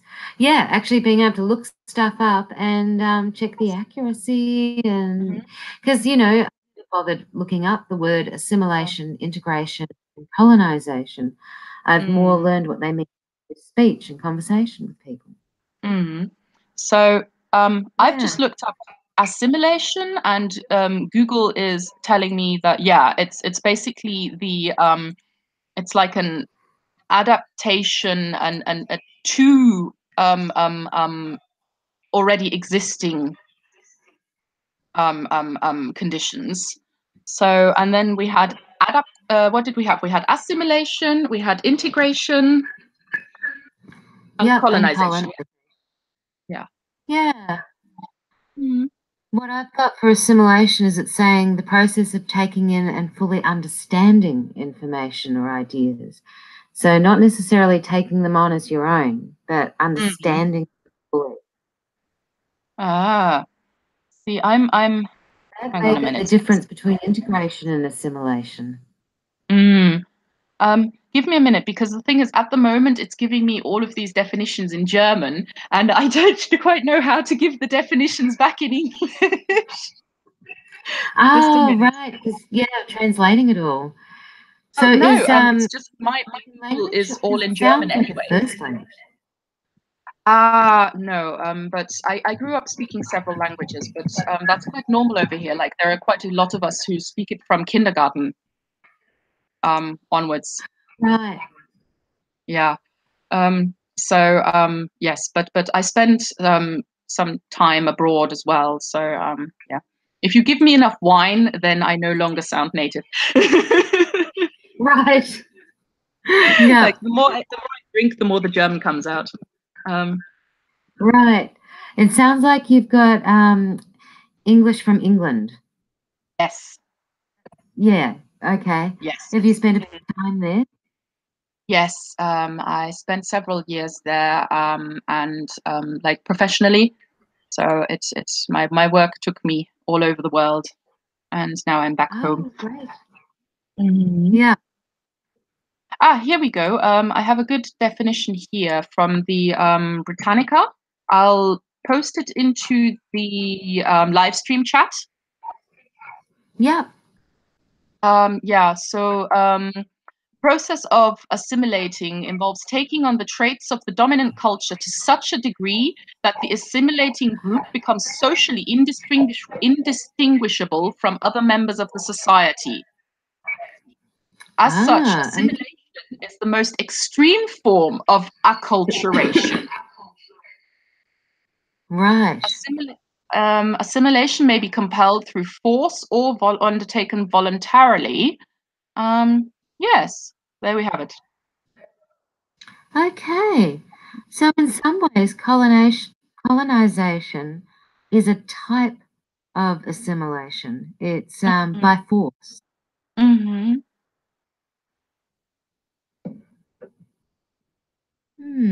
Interesting. Yeah, in New Zealand, they're looking at whether or not to teach te reo. And yeah, te reo is the Maori language. And it's meant to be that both English and te reo are the languages of New Zealand. And as it stands, most people only speak English. There's very few te reo speakers. And so people are, you know, looking at this education thing and saying, you know, can kids actually handle more education? And other people are saying, well, two languages actually gives you a different way of thinking and expands the way you perceive. It does. It makes the world much easier to understand, actually. So I grew up speaking 3 languages at home. So obviously the German. And so these are the things that I spoke from infancy. At the beginning I was so small, you know, you can't even tell that you're speaking different languages. And yes, you notice it a lot. There are so many studies on this, that speaking at least 2 languages just broadens a child's horizon, and positively influences the way a child can adapt to the world around it, and understand the world around it.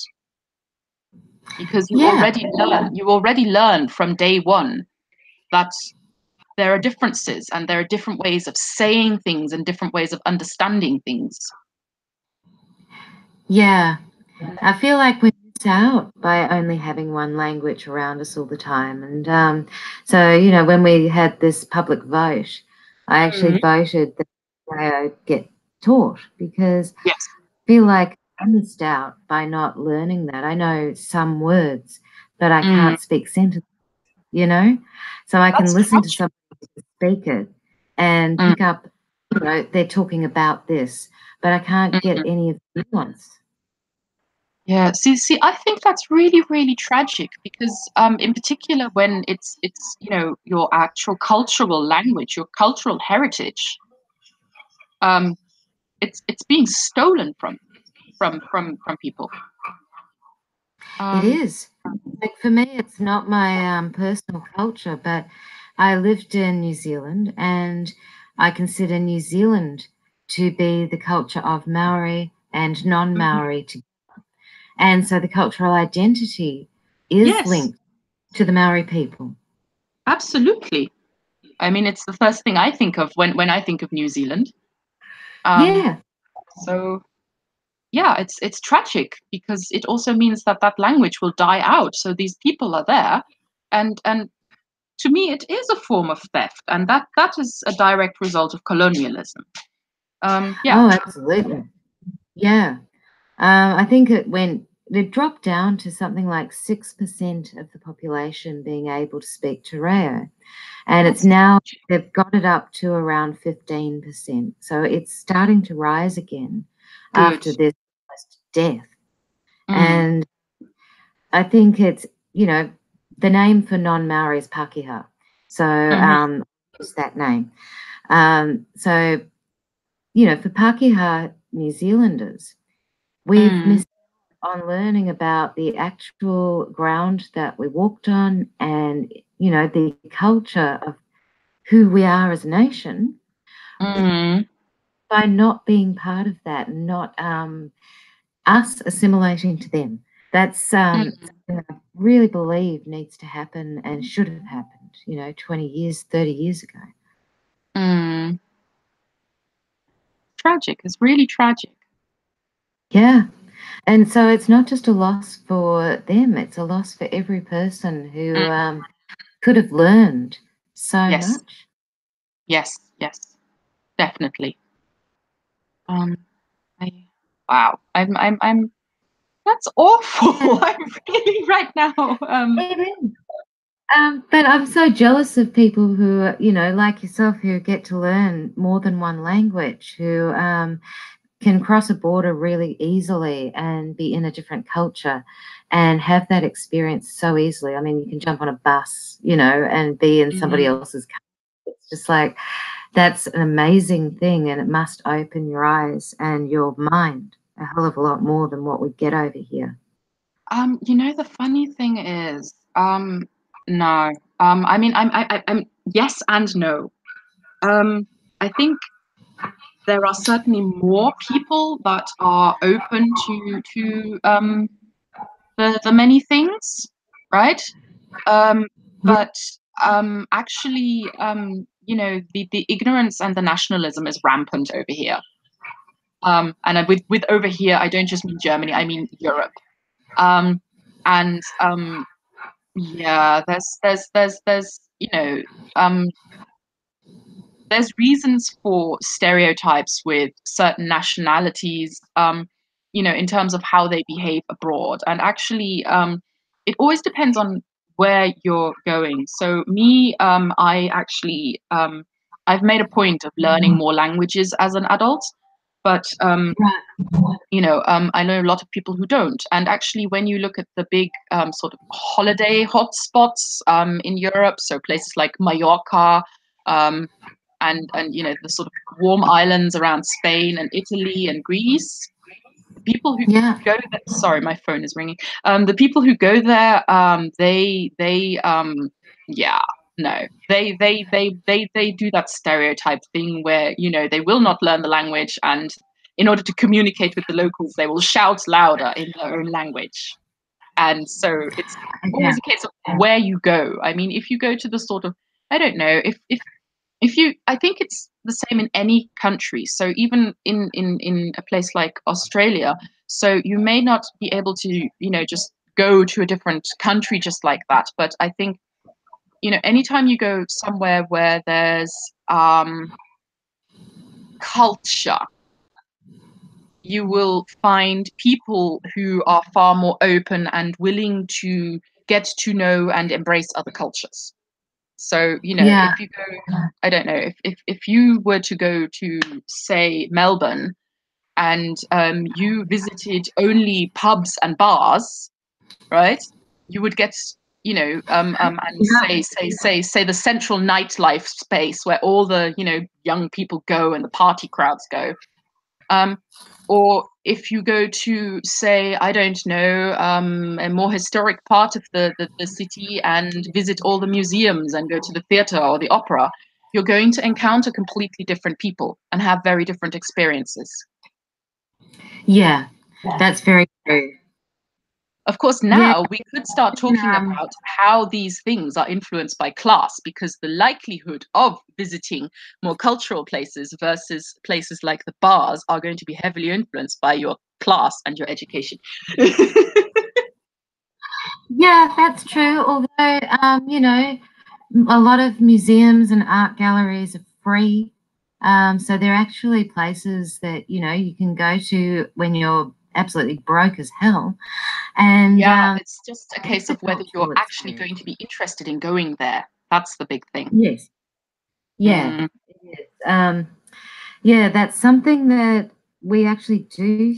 I'm in Melbourne at the moment, and yeah, it's something that a group of us do very occasionally. We meet up about once every 2 to 3 months, and we just go to whatever free events happen to be on and look for anything that is, something we haven't done yet. And it's a way of really getting past all of that class stuff, because it's what's happening, and you can afford it because it's free.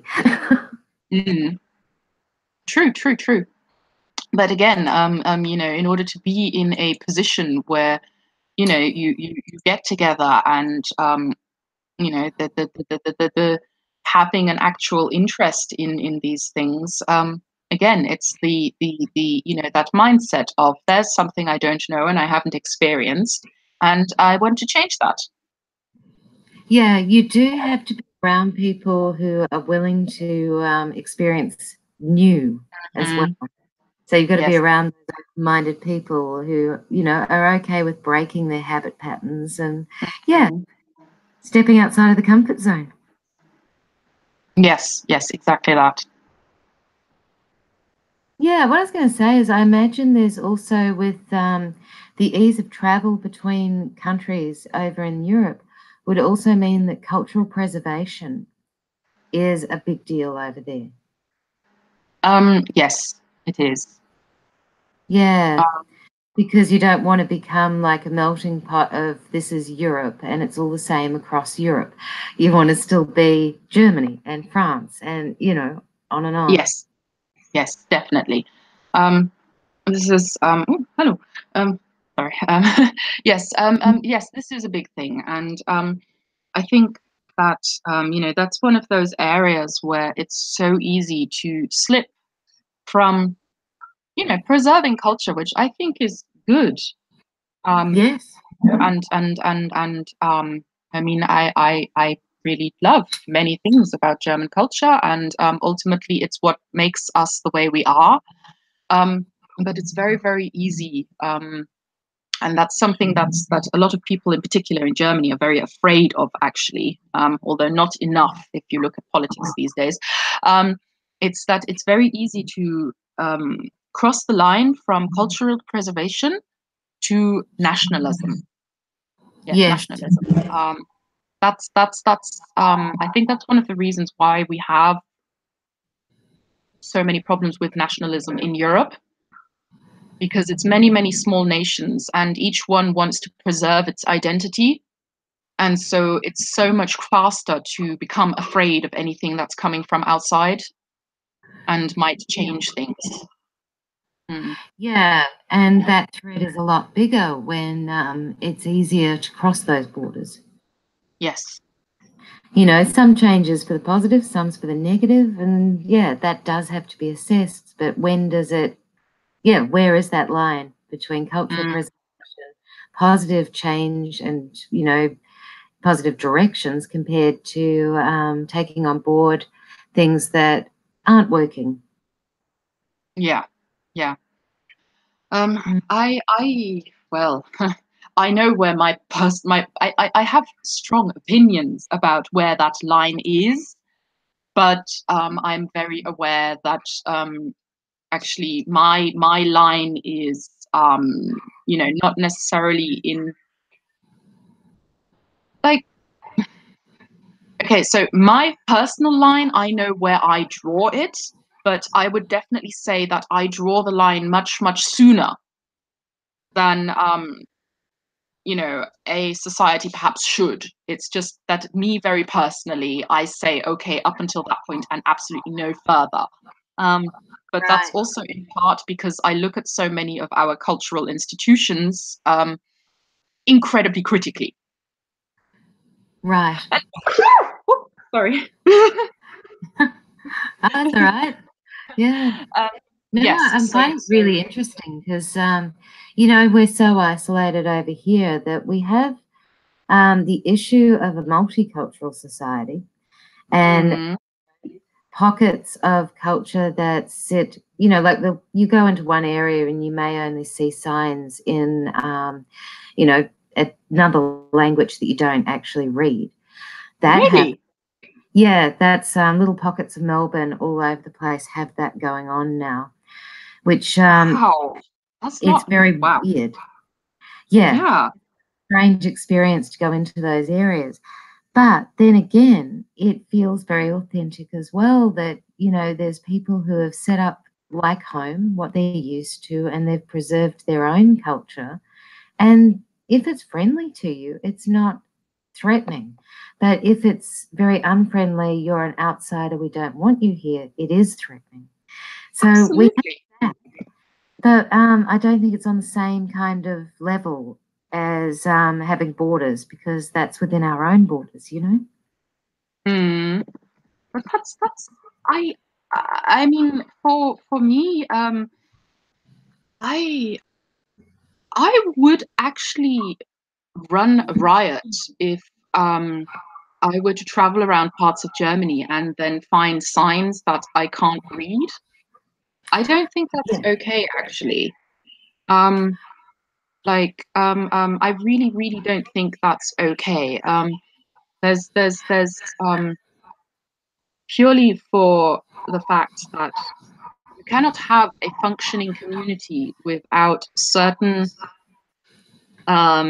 foundations.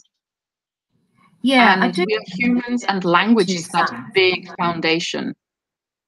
You know, language is that big foundation. And it shouldn't be that, you know, if a majority language, it doesn't matter what the majority language is. If that is the majority language, then, you know, you shouldn't have to then, if you shouldn't then, within the realms of, you know, whatever the borders of this majority language are, you shouldn't then have to struggle and not be able to read a sign. That's yeah, that's Yeah, not right. very So not a small. street sign. Yeah, Mm. when I talk about pockets, they are very small areas. It may be like, you know, this block here. So, Mm. you know, you might have about 3 or 4 street signs in that area, and that's about it. It's not huge areas. So we're not talking about whole suburbs or anything like that. But, you know, I do find that when it's set up that, you know, when people set things that up like that, so long as they're Mm. walking into them, I don't feel threatened. I wouldn't mind if they'd have like an English sign, you know, as well as I prefer that. But I haven't found it to be this this terribly frightening thing that Mm. it was discussed as when it first started happening, or I think about 30 years ago or something. I was a kid when people were talking about this, and they were talking about it as though they're going to take over our country, you know? It was like There's always that hysteria. drama. Mm. Yeah, But why was it yeah. done? I mean, why was it done? That's something I'm not understanding. Huge influxes of people from a particular culture coming in all at once, and really no support structure for them. I think that's how it happened. Mm. And you know, so if you're expecting people to assimilate, you've got to give them the means to do so, and I don't think we did. I don't think there should ever be an expectation of assimilation. Um, Yeah, But integration, yes. Assimilation, no. You should never expect people to assimilate. You know, a society cannot develop if you know a society remains stagnant if everyone only assimilates. yeah. Actually, that's a really good point. Yeah, Mm. assimilation. I don't think assimilation is ever a good thing. Integration, yes, as in actual integration. And you know, language is the big thing with integration across nations. And so, if you are moving from one nation into another, it is the language that gives you the freedom to participate in that society. And this is why I, for one, um, I understand what you're saying with the lacking support structures. But really, Yeah. the resources should have been put into teaching people the language and not allowing them to set up something separate, especially because you said this was like 20, 30 years ago that it started. Yeah, I So, think there's a lot of support structures now, you know, yeah, that but it means that, mm, as we've become more and more multicultural. But mm, that I think it's from around 20, 30 years ago that this occurred. Yeah. yeah, see, that's the point where I would say that okay, fine, temporary measure, fine, but it's not something that should be established because it discourages participation in the wider society. So it's a loss for both sides. It's a loss for the majority society because, you know, all of the things that these new people bring to it, it's not there, you know, because there's that's major barrier of the language. But at the same time, what's the point of going somewhere new if you're going to isolate yourself and not participate? I mean, everybody loses out. And this is why, language, I mean, even now, us speaking, being able to articulate yourself is a form of liberation and a form of freedom. And so it's essential. I really think it's essential. It's essential, just like it's essential that you know, girls are taught to be confident and fluent with their speaking, with their voice. So it is the same for any minority in a society. And so I think that, you know, these signs, I now that if you explained it, yes, it's well-meaning, but I think it's disastrous. And I think it's a terrible thing that in the year 2018, there are still parts of your city where you cannot read the signs. You see what I mean? That's not good. That doesn't encourage anyone to go beyond their own horizons and borders. Right. Yeah, I do see what you mean, because there's probably a lot of Australians who just avoid those, you know, tiny little pockets. Whereas for me, I've gone into them. I've gone, oh, this looks interesting, you know. I actually check that out, and I want to experience what it's like, you know, being surrounded by particular culture. I've got this chance to experience it, you know, in this tiny little space that'll take 10 minutes to walk through, but it's something that opens my mind and eyes. So quite interesting, though. As I said, I do think they should have some English signs thrown up there as well. No problem with the way the area is run. Like some of them, you know, you go in there and you don't have these chain stores and multinational organizations. You've got all small businesses and all unique products going on, and you walk through and you hear other languages. You see people that you don't always see around you. Like I live in a, it's kind of what most Australians, you know, would call bogan, what other people would probably call white trash area. So it's really good to get out and you know, be amongst other people. Oh, hello, Hi. Yeah. Hi, how are you? Ooh, someone's joined. Hi. Hi, it's Cyber. Hi. Hi. Hi, you were so interested. Do you hear me? Yes, I hear you. Yes. Yeah.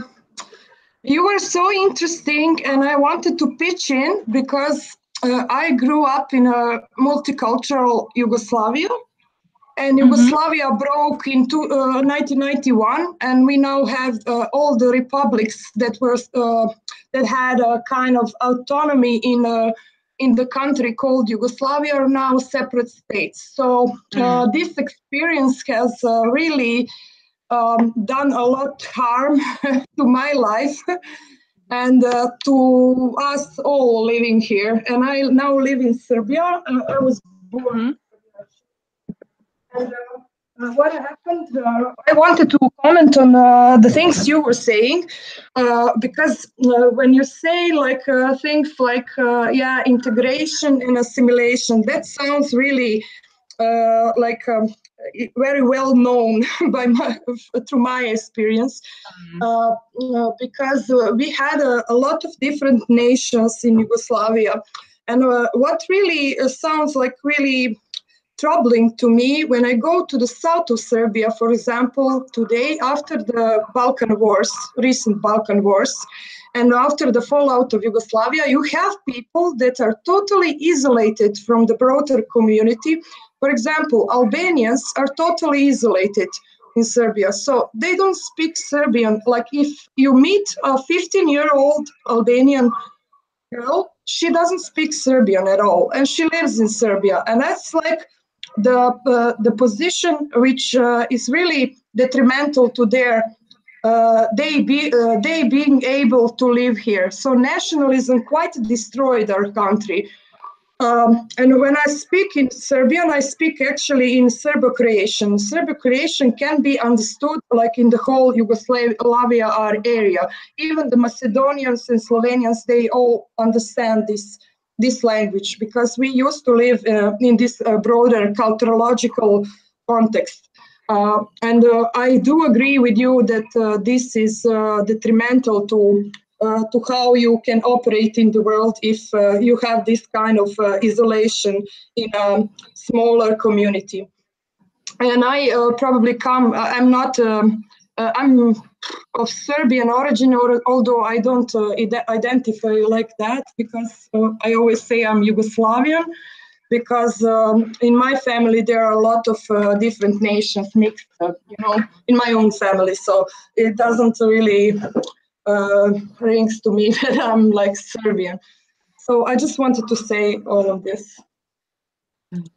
Yeah, I think another really important factor is like just focusing in particular on women and girls as well. Again, with the language. If you don't have the language of the country you're living in, you also are so much more at risk of becoming a victim of all sorts of crimes because you cannot access help. Yeah. And you also cannot inform yourself about your, you are then not in a position to access information about your rights and to find out what you can do and just make more of your possibilities in life. It's very isolating. Yeah, that's the big thing.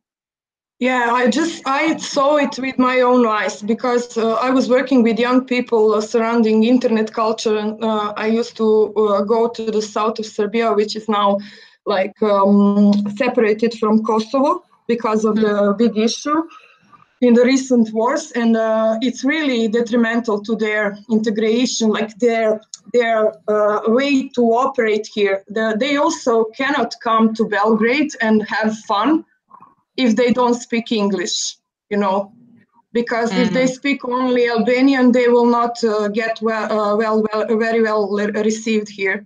And that's like, they are the biggest issue for us now is the Albanians, but also Hungarians in the north of Serbia, for example. There are places where people don't speak Serbian also.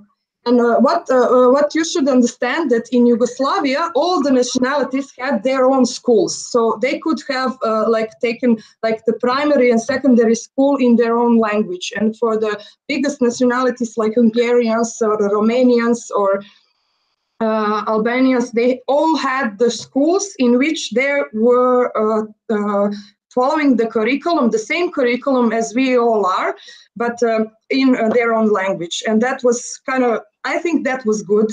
And that ended up being the biggest point of separation when the nationalism started in the 1990s. And I don't think that we lost a lot. And I wanted to tell you about one other thing. There is a thing going on in Serbia, in Yugoslavia and in Balkans. The intellectuals are trying to make this kind of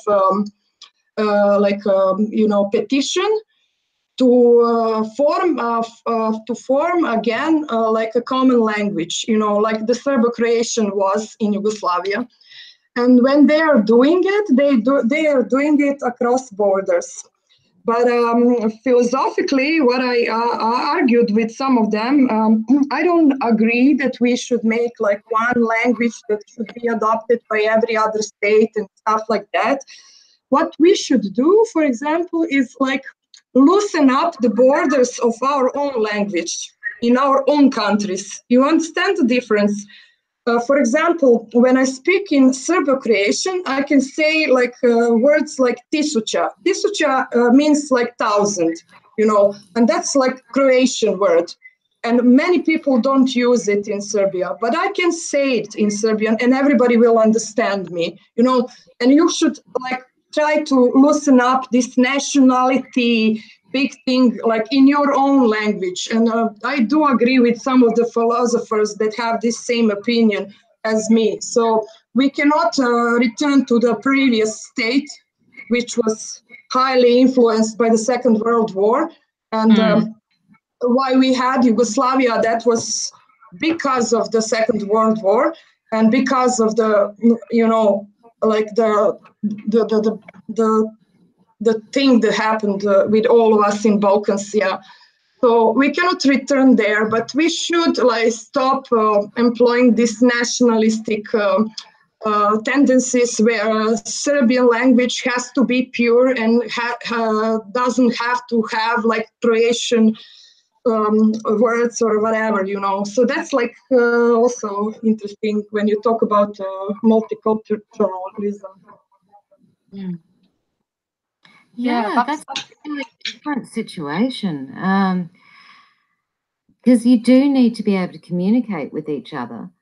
And it does sound like you can get people, I guess, at cross purposes because they're in their own communities and not, you know, communicating with other communities. Is that what's happening? Yeah, actually, yes. And this non-communication, for example, in the north, produced even more national like pride or whatever. So you have like the radicalization of people living in the north who are Hungarians, and they are now closer to Hungary's like right-wing politics, which are like pretty terrible and more terrible than Serbian ones today, if you ask me. And that's like quite detrimental to how what's the experience of them living in Serbia, for example.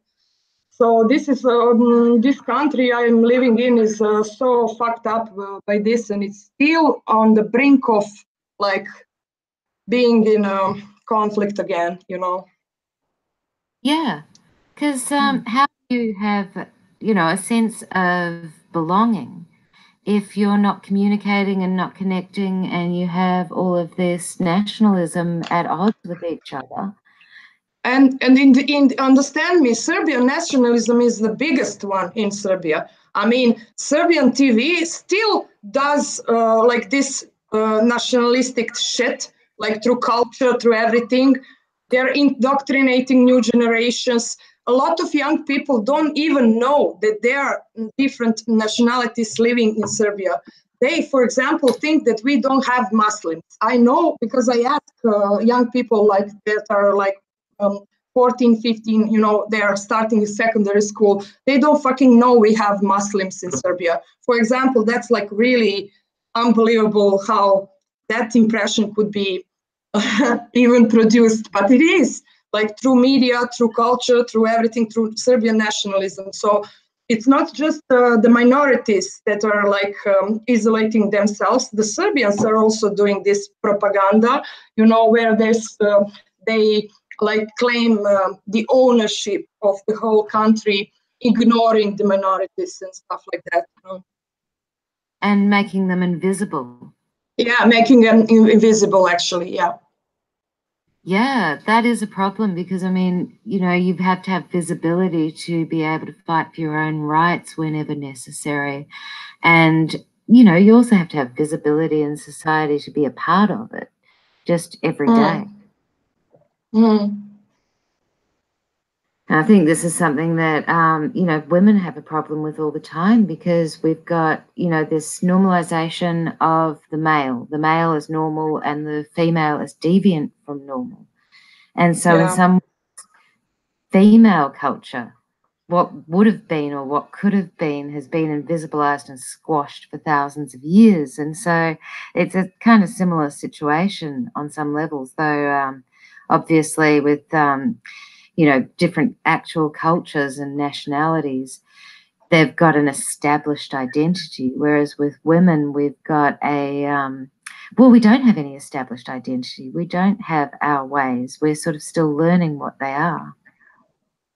Yeah, and when we are speaking of women living in minorities here in Serbia, for example, Muslim women are like now going back to the place where they started on in Yugoslavia. So there is a lot of retraditionalization where they adopt like this kind of culturological national identity, because Muslims in Serbia, they identify as a nation, like as a nation, as a kind of nation. You know, when you say Muslim, you don't think about religion, you think about the exact people. So they are called Bosniaks or whatever they like use to define themselves. But women have a hard time there. And I would like for us to talk about sometimes the issue that is like burning in Europe, and this is the burqa issue, because I have things to say about it, because Yugoslavia has banned burqa in 1953, I think, or 55. And it's a long time before Europe even got to this point, which they are doing now. And I have some interesting things to say, because we did a documentary interviewing old women, like 90 years old women in the south of Serbia, speaking about that experience when they had to like uncover their faces and how that contributed to their own liberation in their own community, you know. Because it was because it was done by the state. It was not done like culturologically, but it was done by the state by issuing a law. So that's one really, really interesting thought. And did they have a backlash when it first ever, in 1953, was it? Yeah. Was there a backlash against women when they unveiled? Not in their own communities, because the Communist Party that was in power at that point did it first. They did it locally.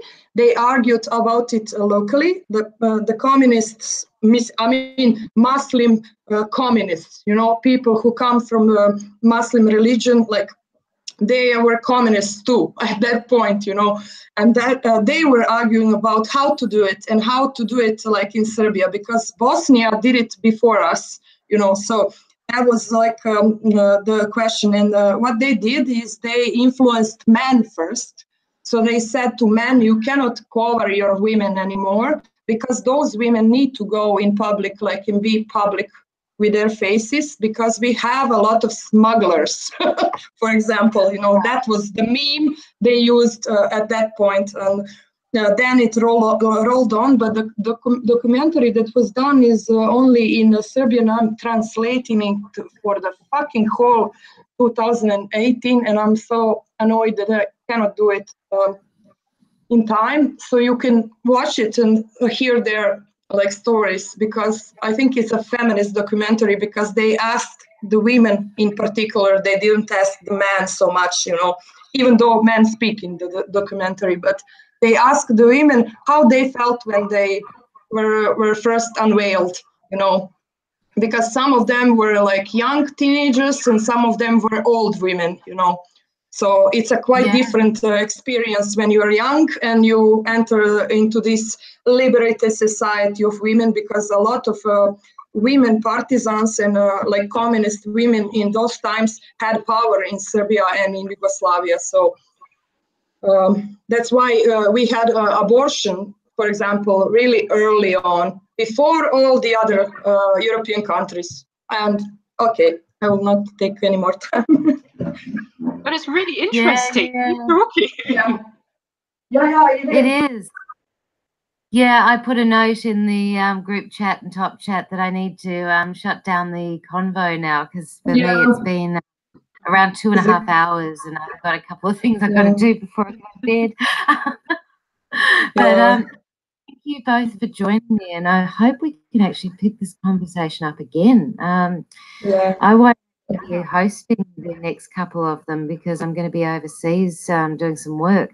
But, where are you going? Yeah, I'll definitely have to try and get another conversation up about, well, the veil and how it's happening in Europe, Yes. how it's happening in the Americas, and how it's happening here in the South Pacific, because I think it's a fascinating topic, and it's one that's divided feminists, especially with this whole, liberal feminist and mainstream media narratives, So I'd love to go into it. I just can't right now. Yeah, you're great. Oh, thank you. Thank you so much for coming in as well, both of you. It's very difficult to talk by yourself, Yeah, I was listening to you, and I cleaned my house. and then I just jumped in. I'm also waiting for Izzy to come. So we are going to do more feminist work. Izzy from Australia. Yeah, and Painted Black is, in the top chat as well. She's from Australia. But I think they're still in Japan. She may have moved by now. I'm not sure. I have to say, this has been really awesome. It's been so long since I've had a chance to, talk about this sort of stuff with other women. Yeah. Yeah. Yeah, so we do one every week, and they cycle between I think it goes Sunday, Wednesday, Saturday, Thursday. So that's Australian days, so it might be the day before for you. Yeah. But what time of day we do it, I think it's something like between 12 and 17 hours difference in time zone. But that's quite unbelievable. Yeah. But if you every once in a while, we try and give people notice. There wasn't any notice tonight because it was meant to be a different host, and I ended up jumping in when she had to do something else. So, yeah, I will try and give more notice from now on so that people can actually go, yes, I want to come in and talk. And not just happen to see it while basically pretending to do housework and then see you might have cleaned your home in the meantime. Me, I'm looking around me, and yeah. That sounds a bit like my place. I know what you're speaking of, because for 3 days we were going around town. Izzy is here, and we were going to this debate, and I had so much to do. I also had like a lot of things to do on my job and everything, and I'm not used to this like hard beat tempo. It's like it was pretty hectic this week. And that's also my impression on 2018. This was like one hell of a year. If you think about it, it's like fucking September now, and we did a lot of things. So that's why I'm always like thanking you as well, and everybody else that organized these talks, because that means so much to us. Oh, good. Yeah, I found it so valuable to jump in on, Feminist Fireside and Problems channel and just talk to people. It's like instead of typing on the internet. Yeah, typing is the worst. I mean, we had our fair share of it over the years, and that's not helping anybody, So it's much, much better when you hear each other's voices. And what's really strange, because I'm kind of coming from internet culture, and when I, for example, read your comments online, I can hear your voice in my head. That's also kind of strange, yeah. But it's the effect you have. So it pretty humanizes our like how we are perceived when we speak. And also, what's really important for women like me that come from a marginal culture, like this is not like mainstream culture, is English culture, everything American is mainstream online. So when I come and I'm able to speak to some women and get heard, that's like really a big thing. And there are not so many women like me in Serbia. And I always invite them, like, come on, don't waste your time, you know, get to know other women in the world, you know, that's quite important. Yeah, I've been trying to encourage Australians and New Zealanders to come on and meet people from all around the world and talk about the issues, because it's so striking how similar the issues are, even within such a different context and framework, you know? Yeah, totally. Absolutely. Right Are then. we going Yeah. to go? Yeah, Bye. I'm going to say so thanks a lot, and I hope to Thank talk you, to you again. everybody. Thank you for Bye. hosting. Take care. Take Yeah, care. you too. Right then. Bye. Bye.